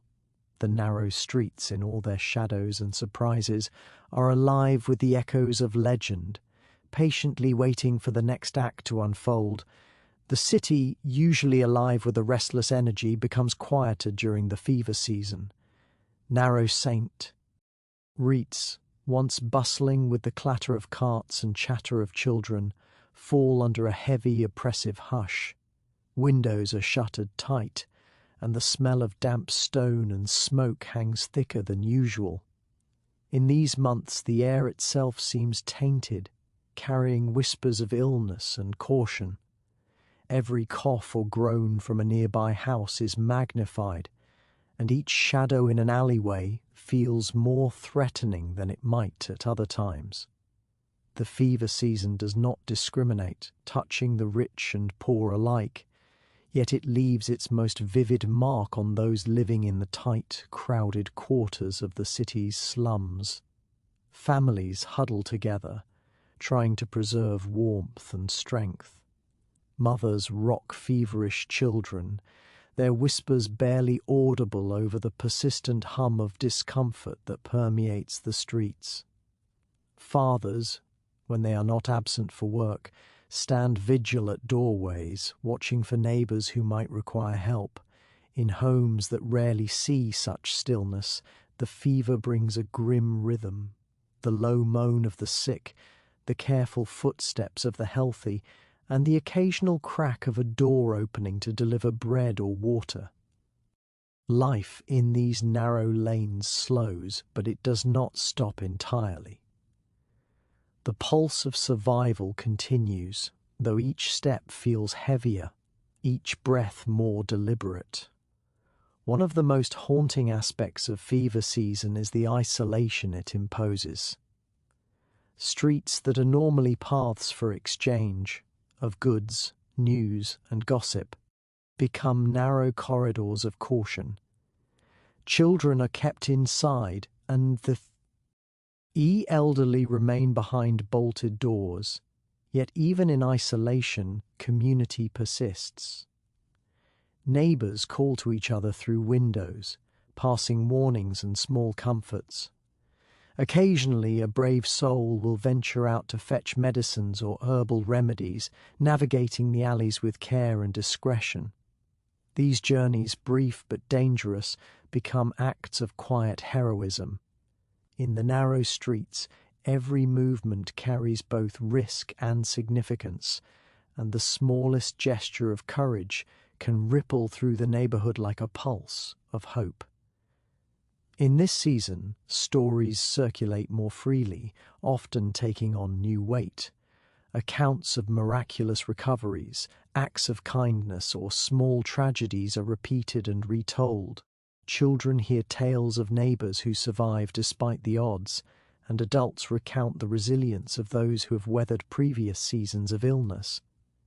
In these retellings, events grow slightly larger than life, as if the danger itself magnifies human effort and perseverance. The fever season, with its pervasive fear, becomes the backdrop against which the city's quiet heroes emerge. Every act of care, every shared morsel of food, and every protective gesture becomes a story worth telling. The narrow streets amplify the effects of illness in subtle ways. One small outbreak can spread rapidly in crowded quarters, carried on the soles of boots, the hands of children, or the shared surfaces of market stalls. For families living in tight spaces, the challenge is not only treating the sick, but preventing the illness from reaching every home along the alleyways. People become inventive. Windows are propped open to let in air, herbal mixtures are brewed, and makeshift screens are hung to divide rooms. Each measure is small, yet collectively they form a network of defense, a fragile shield against the fever that sweeps through the city. Beyond the physical challenges, fever season brings an emotional toll. Fear and worry linger like shadows, coloring every glance and every decision. Those who are healthy wrestle with anxiety about falling ill, while those caring for the sick endure the strain of sleepless nights and constant vigilance. Communities are tested not by violence or crime, but by the quiet endurance of endurance itself. And yet, amid the fear and uncertainty, acts of compassion shine brightly. Neighbors share medicines, advice, and warmth. Friends assist families they may barely know. These gestures, small in isolation, collectively sustain life in the streets. The city itself seems to respond to the fever. Streets that were previously chaotic are subdued, the clamour of trade and argument replaced by the soft rustle of cautious footsteps. The usually bustling taverns remain shuttered, their doorways dark and empty. In their stead, homes become theatres of care and vigilance. Within each dwelling, a delicate balance is struck between activity and rest, hope and despair. The narrow streets, usually a symbol of freedom for children and commerce for adults, are transformed into channels of quiet observation and careful navigation. Every corner holds both danger and opportunity, a shortcut for the brave, a barrier for the cautious. Yet, the fever season is not without lessons. It teaches patience, empathy, and ingenuity. People learn to improvise treatments, protect themselves and others, and find comfort in the small certainties of daily life. Stories of survival are passed from one household to another, reinforcing the bonds that hold communities together. Even as the city struggles under the weight of illness, human resilience finds expression in countless subtle ways, through shared meals, whispered advice, and the simple act of keeping watch over a neighbour's door. As the season progresses, the narrow streets, so familiar and confining, transform into spaces of vigilance and quiet heroism. The rhythm of life adapts to the constraints of illness, creating a new kind of order, one based on caution, care, and collective endurance. And while the fever may take its toll, it cannot erase the stories, the compassion, or the courage that flourish in these shadowed lanes. The season leaves behind a city more aware of its fragility, yet also more profoundly connected in its shared humanity. In fever season, life feels simultaneously fragile and resilient. Illness exposes vulnerability, but it also illuminates the strength found in community and in the small, persistent acts of care that make survival possible. The narrow streets, once again, prove themselves to be more than mere passageways. They are arenas where courage, kindness, and ingenuity are tested, and where, even in the darkest times, the human spirit quietly endures. As the fever season finally begins to loosen its grip, the city exhales in quiet relief. The narrow streets, once subdued under the heavy shadow of illness, slowly come back to life. Doors, long shuttered, creak open again, letting in sunlight and the mingled scents of fresh bread, smoke, and the occasional flower placed in a window by someone eager to signal life has returned. Families step into the streets once more, tentative at first, like creatures emerging after a long storm. Each footfall a reminder that the city is still theirs, that life continues despite the trials it has imposed. Recovery in these cramped neighbourhoods is neither instant nor uniform. Some households celebrate small victories, a child's laughter returning after weeks of fever, an elderly neighbour finally able to leave bed, or the sight of a friend carrying a basket of food rather than medicine. These moments, though seemingly minor, carry immense significance. They are proof that hardship can be overcome, that human resilience, even in the most crowded and constrained spaces, is enduring. With each recovery, bonds between neighbours grow stronger. Acts of care during sickness, sharing herbal remedies, delivering meals, sitting beside someone through long nights, transform into a web of attachment that holds the community together. Children, in particular, experience the recovery with a mix of relief and wonder. Those who were too ill to play now cautiously explore the streets, their small footsteps rediscovering old hiding spots and favourite corners. They return to games they had abandoned, laughter echoing against the brick walls, carrying a newfound appreciation for the simple joys that had once seemed ordinary. Their parents watch, often from thresholds, balancing caution with the desire to see life bloom again. These scenes of quiet revival remind everyone that even in the narrowest, most crowded streets, joy is never entirely absent. Attachment grows in subtle ways during this period. The community has endured together, and survival has woven invisible threads of connection between individuals who might never have otherwise crossed paths. Neighbours check in on one another, not only to ensure health but to nurture the fragile emotional well-being that illness can erode. Meals are shared more frequently, doors remain slightly ajar, and the previously indifferent or hurried exchanges in the marketplace gain a warmer, more deliberate tone. These bonds, forged in adversity, persist long after the immediate threat has faded, giving shape to the social fabric of the neighbourhood. For adults, the recovery period is a mixture of relief and reflection. They take stock of their own vulnerabilities and of the precarious balance between survival and fragility. Those who provided care during the fever, whether by tending to the sick or delivering essentials, find a quiet pride in their efforts. There is an unspoken recognition that recovery is not only physical, but emotional, and that nurturing attachments, be it through a shared meal, a listening ear, or a simple gesture of concern, is as vital as any medicine.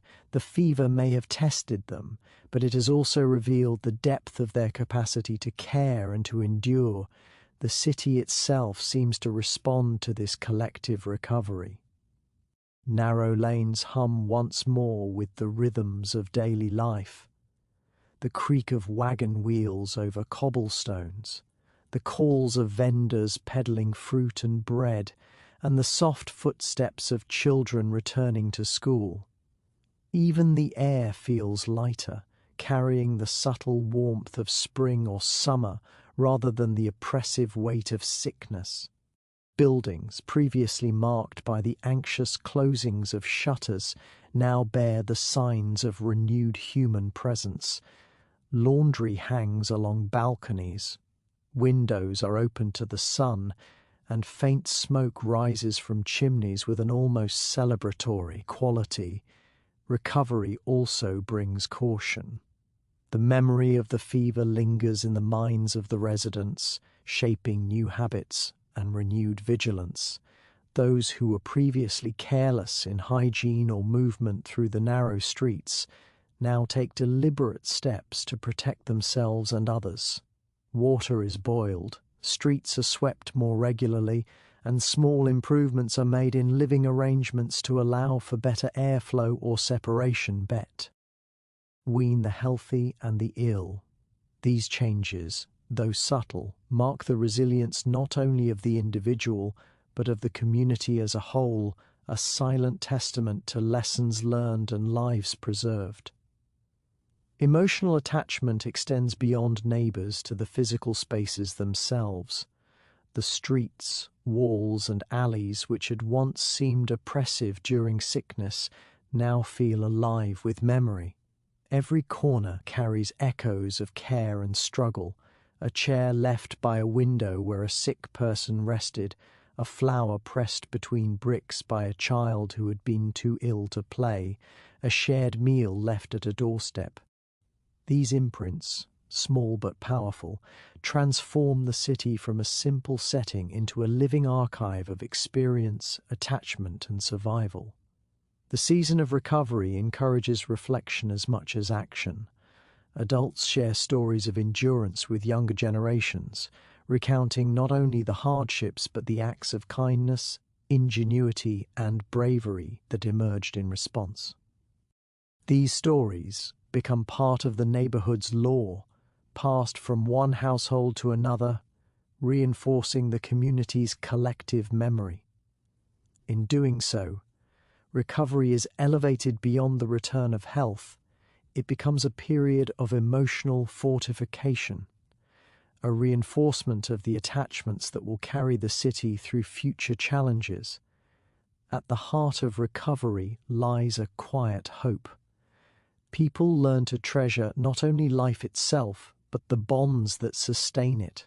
The narrow streets, once scenes of fear and illness, now glow with renewed vitality and the subtle warmth of attachment. Families, friends, and neighbours emerge more connected, more aware of the delicate balance between fragility and strength. Recovery does not erase memory.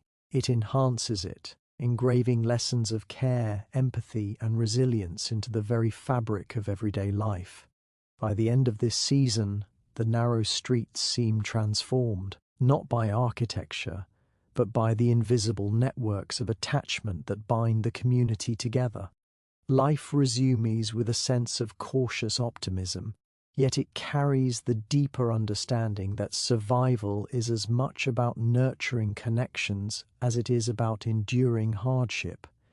Each smile, shared meal, or simple check-in between neighbours is a small victory, a quiet reaffirmation that even in the tightest, most crowded corners, humanity thrives through care, attention, and the attachments that define everyday life. In the deeper corners of the city, far from the bustling markets and crowded taverns, life continues quietly, almost invisibly. This is the realm of those the rest of the city barely notices. The elderly whose families have moved away, children whose parents are too busy or absent to watch over them, and labourers whose days are swallowed by endless work with little reward. They form a community not by choice, but by circumstance, a group bound together by neglect, hardship, and the faint, persistent hope that even forgotten lives can matter. The streets they inhabit are narrower still, and the buildings lean over each other like weary companions. Walls are cracked, windows patched with scraps of cloth or wood, and chimneys release a thin black smoke that mingles with the city's usual haze. Yet, within this apparent despair, life hums with its own rhythm. People share what little they have, a loaf of bread, a scrap of clothing, or simply companionship. There is a silent understanding among them that survival is impossible in isolation, and that even the smallest gesture of care is precious. Children in particular learn quickly that their place in the city's hierarchy is precarious. They navigate alleyways with practiced agility, finding play in spaces others overlook. A broken barrel becomes a fortress, a discarded rope swings between buildings as a secret bridge, and shadows serve as hiding places for games of daring and laughter. In these acts they carve out a sense of belonging where the world offers little recognition. The older residents, aware of their invisibility, provide guidance and protection. They teach lessons not found in schools or formal instruction, how to spot danger before it arrives, how to stretch limited resources, and, most importantly, how to care for one another when the rest of the world looks away. The community thrives on small economies of exchange. A seamstress mends torn clothes in exchange for a warm meal. A retired carpenter builds a shelf for someone's precious belongings, and children run errands to earn coins or a handful of sweets. Heisei transactions are never formal. They are gestures of survival infused with trust and mutual recognition. Each act reinforces the bonds that define the forgotten community, creating a network of interdependence that, though fragile, is remarkably resilient. Evenings bring a unique kind of togetherness. As darkness settles over the narrow streets, families and neighbours gather near communal fires, sharing stories and memories, offering warmth not only to bodies but to hearts. Conversations drift from daily hardships to old tales of the city, legends of those who rose despite adversity, and quiet observations about the patterns of life they witness from the margins. Laughter is rare but cherished, and silence is never lonely, because the presence of others, however weary or scarred, is a reminder that no one is entirely alone. Health and illness are constant companions here. Medical care is scarce, and fevers, infections, and injuries are met with a mixture of home remedies, herbal treatments, and collective effort. When one falls ill, the whole community feels it. Neighbours watch over them, provide nourishment, and stand vigil through long nights. Death, when it comes, is mourned quietly but with profound depth. Funerals are simple, often improvised, but the ceremony itself is an affirmation that every life, however overlooked by the larger city, is remembered and honoured within this hidden world. Education in the traditional sense is almost non-existent, but knowledge flows really through observation and storytelling. Lessons about survival, trust, and human nature are passed down with care. The forgotten children learn to read the streets as if they were books, recognizing safe passages, sensing the moods of adults, and understanding the invisible rules that govern behavior in their compact world. They grow up fast, their eyes alert and their hands skilled, yet beneath their hardened exterior they retain an innate curiosity and a desire for connection. This community also harbours creativity that blooms in secrecy. Music emerges from rattling tins and hollow crates, dance from the narrow alleyways where bodies find rhythm against walls, and art from scraps and discarded materials transformed into objects of beauty. These small acts of expression are defiant in their own quiet way. They declare that life, even when overlooked, holds meaning and the capacity for joy. Attachment within this community is profound because it is forged under pressure. Each member knows the sting of neglect, and each gesture of care carries weight beyond its immediate purpose. Friends become surrogate family, and neighbours become guardians. Love is quiet but steadfast. Loyalty is tested by scarcity and danger, and those who fail to uphold it are gently but firmly reminded of the importance of unity. This attachment creates a sense of stability in an unstable world, and for many, it is the only certainty they have. Is a rhythm to their days, a cadence shaped by abor, vigilance, and companionship. Dawn brings early risers scouring for work or firewood, while the middle of the day is often spent in muted activity, mending, cooking, sharing news, or simply resting. Evenings bring reflection, conversation, and, when possible, storytelling. The passage of time is marked less by clocks and schedules and more by shared experiences, seasonal changes, and the ebb and flow of collective fortune. Despite their hardships, the community retains a quiet dignity. There is pride in survival, even when unnoticed by the wider world. Small victories, finding enough food for a week, seeing a child recover from illness, creating a piece of art, are celebrated as monumental achievements. These victories reinforce the sense of identity and belonging that the larger city fails to provide, a constant reminder that life persists even when it is forgotten by others.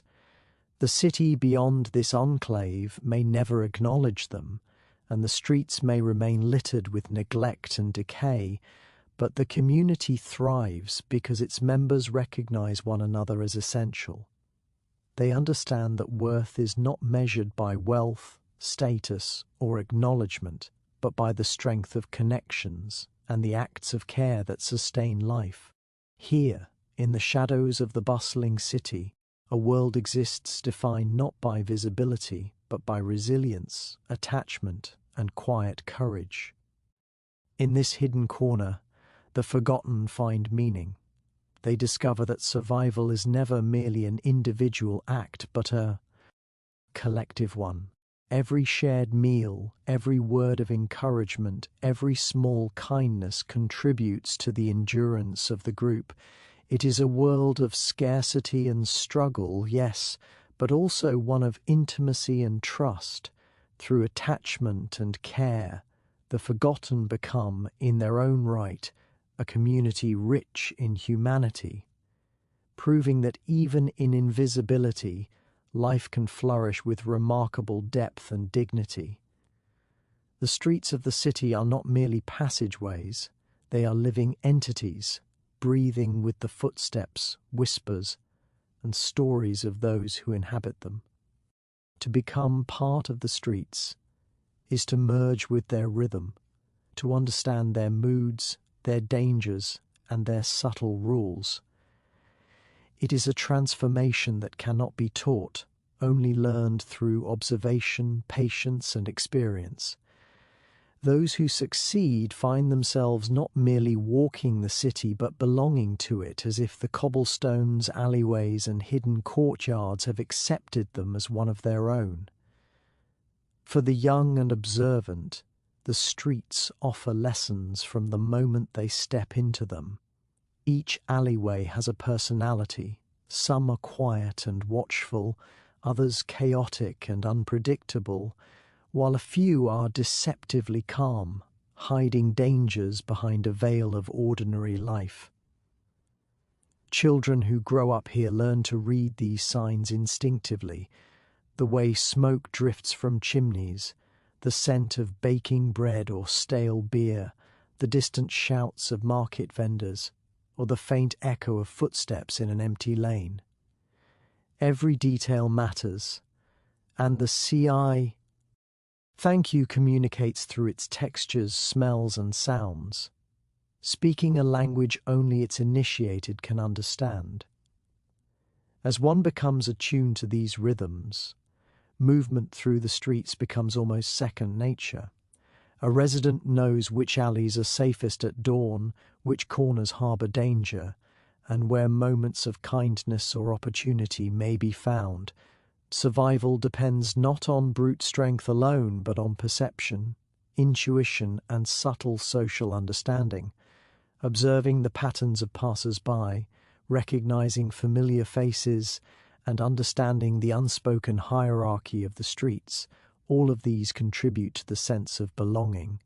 Life on the streets demands adaptability.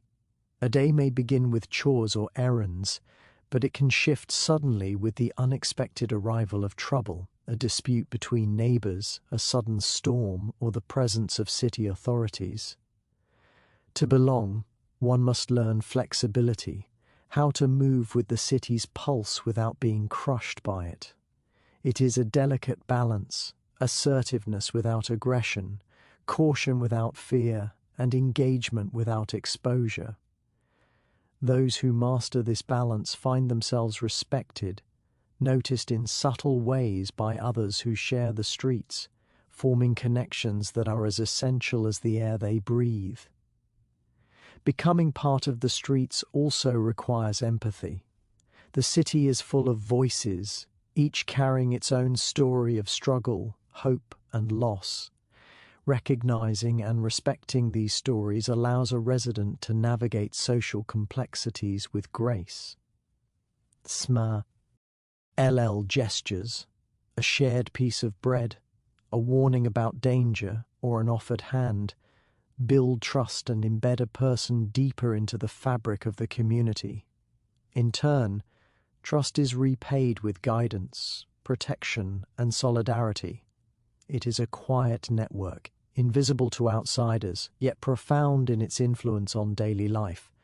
The physical landscape itself becomes familiar, almost as if it were an extension of the self. Walls are marked by years of weather and wear, doorways are memorized by shape and scent, and even the uneven cobblestones are known by the sound of one's steps upon them. Residents develop a kind of intimate cartography, internalizing the labyrinth of streets and alleys so thoroughly that they can navigate them blindfolded. The city, in this way, ceases to be merely a place of residence. It becomes a companion, a teacher, and a mirror reflecting one's place in the world. Seasonal changes bring both challenge and rhythm. Winters are harsh, and the streets become a gauntlet of ice, mud, and bitter winds. Summer floods the narrow alleys with heat and dust, while spring and autumn carry their own scents and subtle dangers. Those who belong adapt their routines accordingly, understanding that the streets themselves are alive with cycles that demand respect. The ebb and flow of commerce, labour, and human activity shapes daily life, teaching patience, observation, and the timing of actions. Rituals emerge as part of this intimate relationship with the streets. Morning greetings to far, familiar faces, sharing news, leaving offerings for unseen neighbours, or pausing to listen to the city's ambient symphony, bells, footsteps, distant laughter, become acts that affirm belonging. Each ritual strengthens the bond between the resident and their environment, reinforcing the unspoken understanding that they are a participant, not merely an observer. The street's acceptance is not passive, it tests those who seek to belong.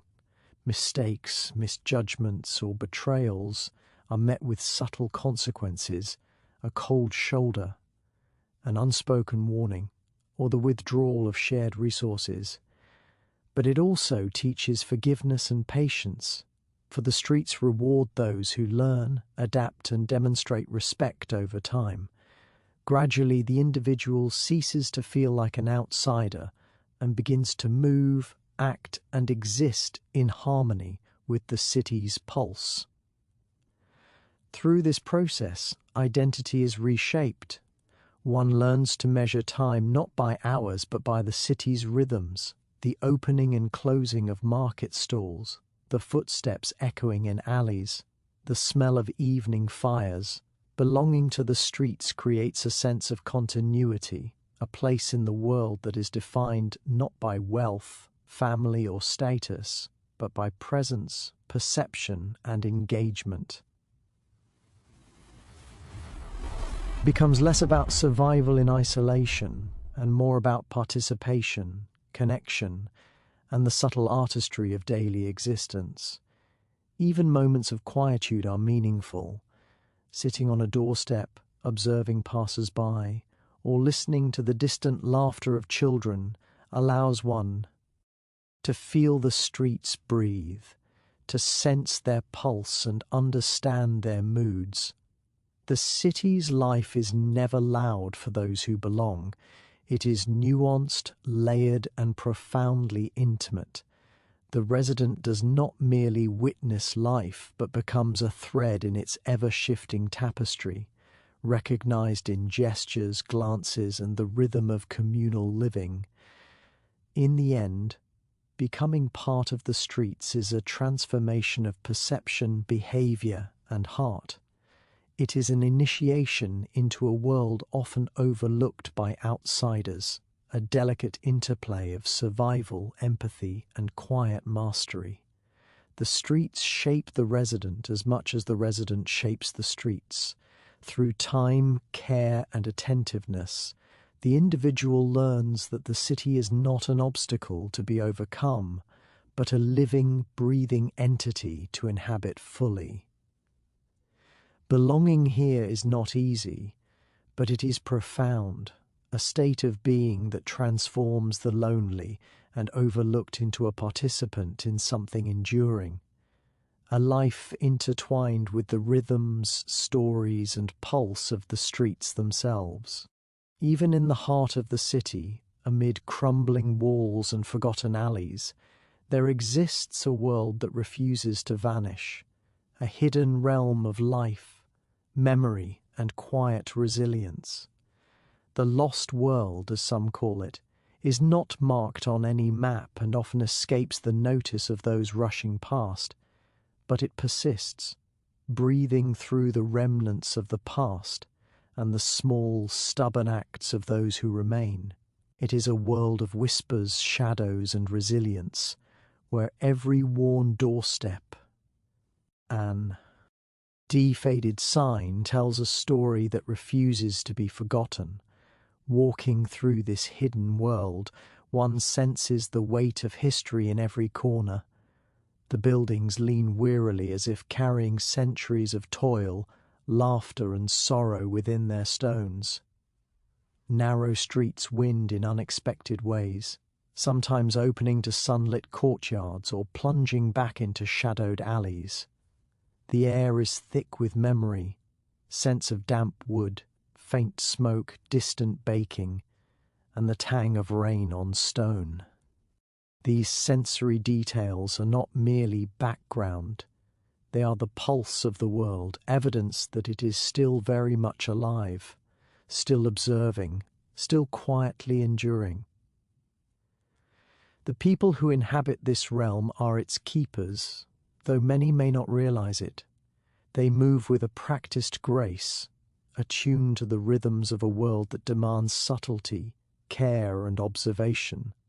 They know which doors to knock on, which paths to follow, and which corners conceal danger. Their lives are intertwined with the streets and buildings, forming a network of stories and interactions that connect past to present. In this way, The lost world is not static, it continues to breathe because of them, evolving with each day, yet always anchored in memory. Time itself seems different here. Days pass with quiet intensity, measured less by clocks than by the city's rhythms. The morning hum of vendors, the afternoon chatter of children, the soft sigh of evening as shadows stretch across cobblestones. Seasons leave their marks as well. Winter coats the streets in frost, spring awakens hidden gardens behind fences, and autumn scatters leaves that have long ago outlived their origins. The world adapts, survives, and persists, a living testament to the endurance of the ordinary and the overlooked. Despite its beauty, this world is fragile. Modernity creeps ever closer, threatening to erase what has survived for centuries. Buildings are torn down, alleyways are paved over, and old ways of life are quietly displaced. Yet even under such pressure, the lost world continues to breathe, its existence maintained in the small, persistent details, a shutter that still swings on its hinge, a garden tended quietly, a story passed from one child to another. Survival here is subtle, almost imperceptible, but it is no less real. Here, the past and present coexist. Graffiti on crumbling walls speaks of yesterday's rebellions, while the echoes of footsteps hint at today's life. Children play in spaces their ancestors once knew, unaware of the stories beneath their feet, yet contributing unknowingly to the ongoing narrative. Old markets, silent factories, and abandoned courtyards serve as stages for this interaction, each structure a participant in the living history of the place. The world is lost in the eyes of the unseeing, yet vividly alive to those who pay attention. There is also a strange, quiet magic here, a rhythm that binds human life to stone, memory, and nature. Even small creatures, rats, cats, birds, and insects, play their part in the ecosystem of the forgotten streets. They move alongside people, unnoticed yet integral, participating in the continuity of life. This interconnectedness is subtle but profound. It is the hidden thread that keeps the world breathing, linking every living thing to the pulse of the forgotten city. Stories and legends thrive in such a world. Tales of bravery, betrayal, joy, and sorrow echo through the alleys, passed on in whispers or quiet confidences. No written record preserves them, yet they endure in the collective consciousness of those who inhabit the streets. Each story is a proof that the world is alive, that the past still resonates in the present, and that human experience cannot be entirely erased. Memory, after all, is a force as tangible as stone or wood when it is nurtured by those who remember. Silence, too, is a vital presence here. The quiet moments when the streets are empty and the wind moves unobstructed through the alleys are filled with a sort of reverent life. One can hear the distant drip of water, the creak of old doors, the faint echo of laughter, and feel the pulse of a city that refuses to die. This silence is not emptiness, it is the breathing of the world itself, subtle, persistent, and profoundly alive. To inhabit this lost world is to understand impermanence and endurance simultaneously. Nothing is permanent. Buildings decay, people leave or pass away, and the city changes with each generation. Yet life persists, woven into the cracks of wall. The flow of alleyways, and the continuity of human connection. In embracing the lost world, one learns that life does not require grandeur or recognition to matter. It thrives in quiet resilience, in the persistence of small acts, and in the refusal to be forgotten. Even in its quietest moments, the lost world offers lessons. Patience, observation, empathy, and respect become second nature to those who dwell here. The world teaches that survival is more than physical endurance. It is also the ability to listen, to connect, and to honor the stories that have come before. Those who learn these lessons carry a fragment of this world wherever they go, and in doing so, ensure that it continues to breathe beyond the boundaries of narrow streets and hidden courtyards. Ultimately, the lost world is a testament to the enduring spirit of ordinary life.